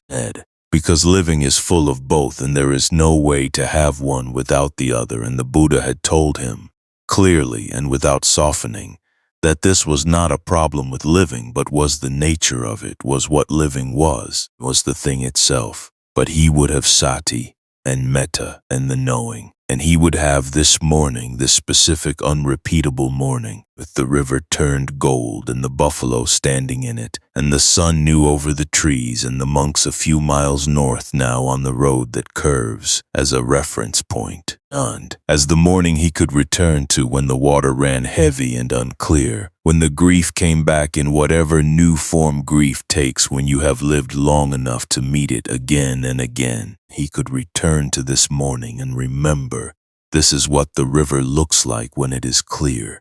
This is what seeing feels like when you are actually present to what is there. This is what the world is when you are not arguing with it, remember. And so, as the story finds its resting place, as the words slow and the field grows quiet and the buffalo settle and the river moves on in the eternal patient way of rivers, Perhaps you can feel what Nanda felt, standing at the water's edge in the new gold light. Not an absence of everything difficult, not a promised immunity from loss or grief or the ordinary weight of days, but a spaciousness around those things, a wideness like a river that has come through a narrow place and found the plain, where it can spread and breathe and move without urgency. You are the river, not the water. Not the specific thoughts and fears and griefs that are moving through you right now, that were there this morning and will be different tomorrow, that change with every day and every season. The river, the deep, continuing directional fact of you that does not change with the water, that holds all the water without becoming the water, that remains. The water moves through you and you remain.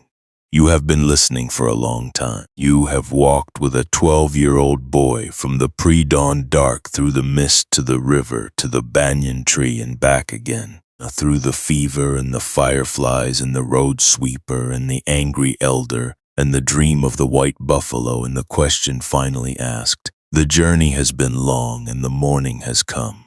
Let it all settle and let the breath come and go the way the water comes and goes, the way all things come and go that are not the river that are passing through. Let the sounds around you, whatever they are, the sounds of the night, the sounds of wherever you are, whatever the world is doing outside the quiet you are resting in, let them be as distant and as present as the river sound is when you have sat beside the river long enough to stop consciously hearing it and simply know it is there. The way you know the river is there even when you are not listening for it. Present, steady, carrying things forward in its own time toward wherever they are going. May you be happy, may you be free from suffering, may you know peace. The field is still, the buffalo are resting, their great bodies warm and slow in the night, breathing together in that easy, trusting way they have of breathing together when they feel safe. The banyan tree is exactly where it has always been, its roots in the same ground, its branches holding the same sky, its shade available tomorrow and the day after and every morning after that, for whoever needs to sit in it and be still for a while. And somewhere in the river mist, in the good, real, unmappable somewhere that consciousness continues into, Davala is standing in the water, patient and pale and exactly himself, letting the river move around him the way he always let the river move around him, at home in the moving, at home in the continuing, at home. The mist comes in off the river, slow and white. The morning holds everything it is holding, which is everything. Rest now. Let the river carry you. You are already where you are going.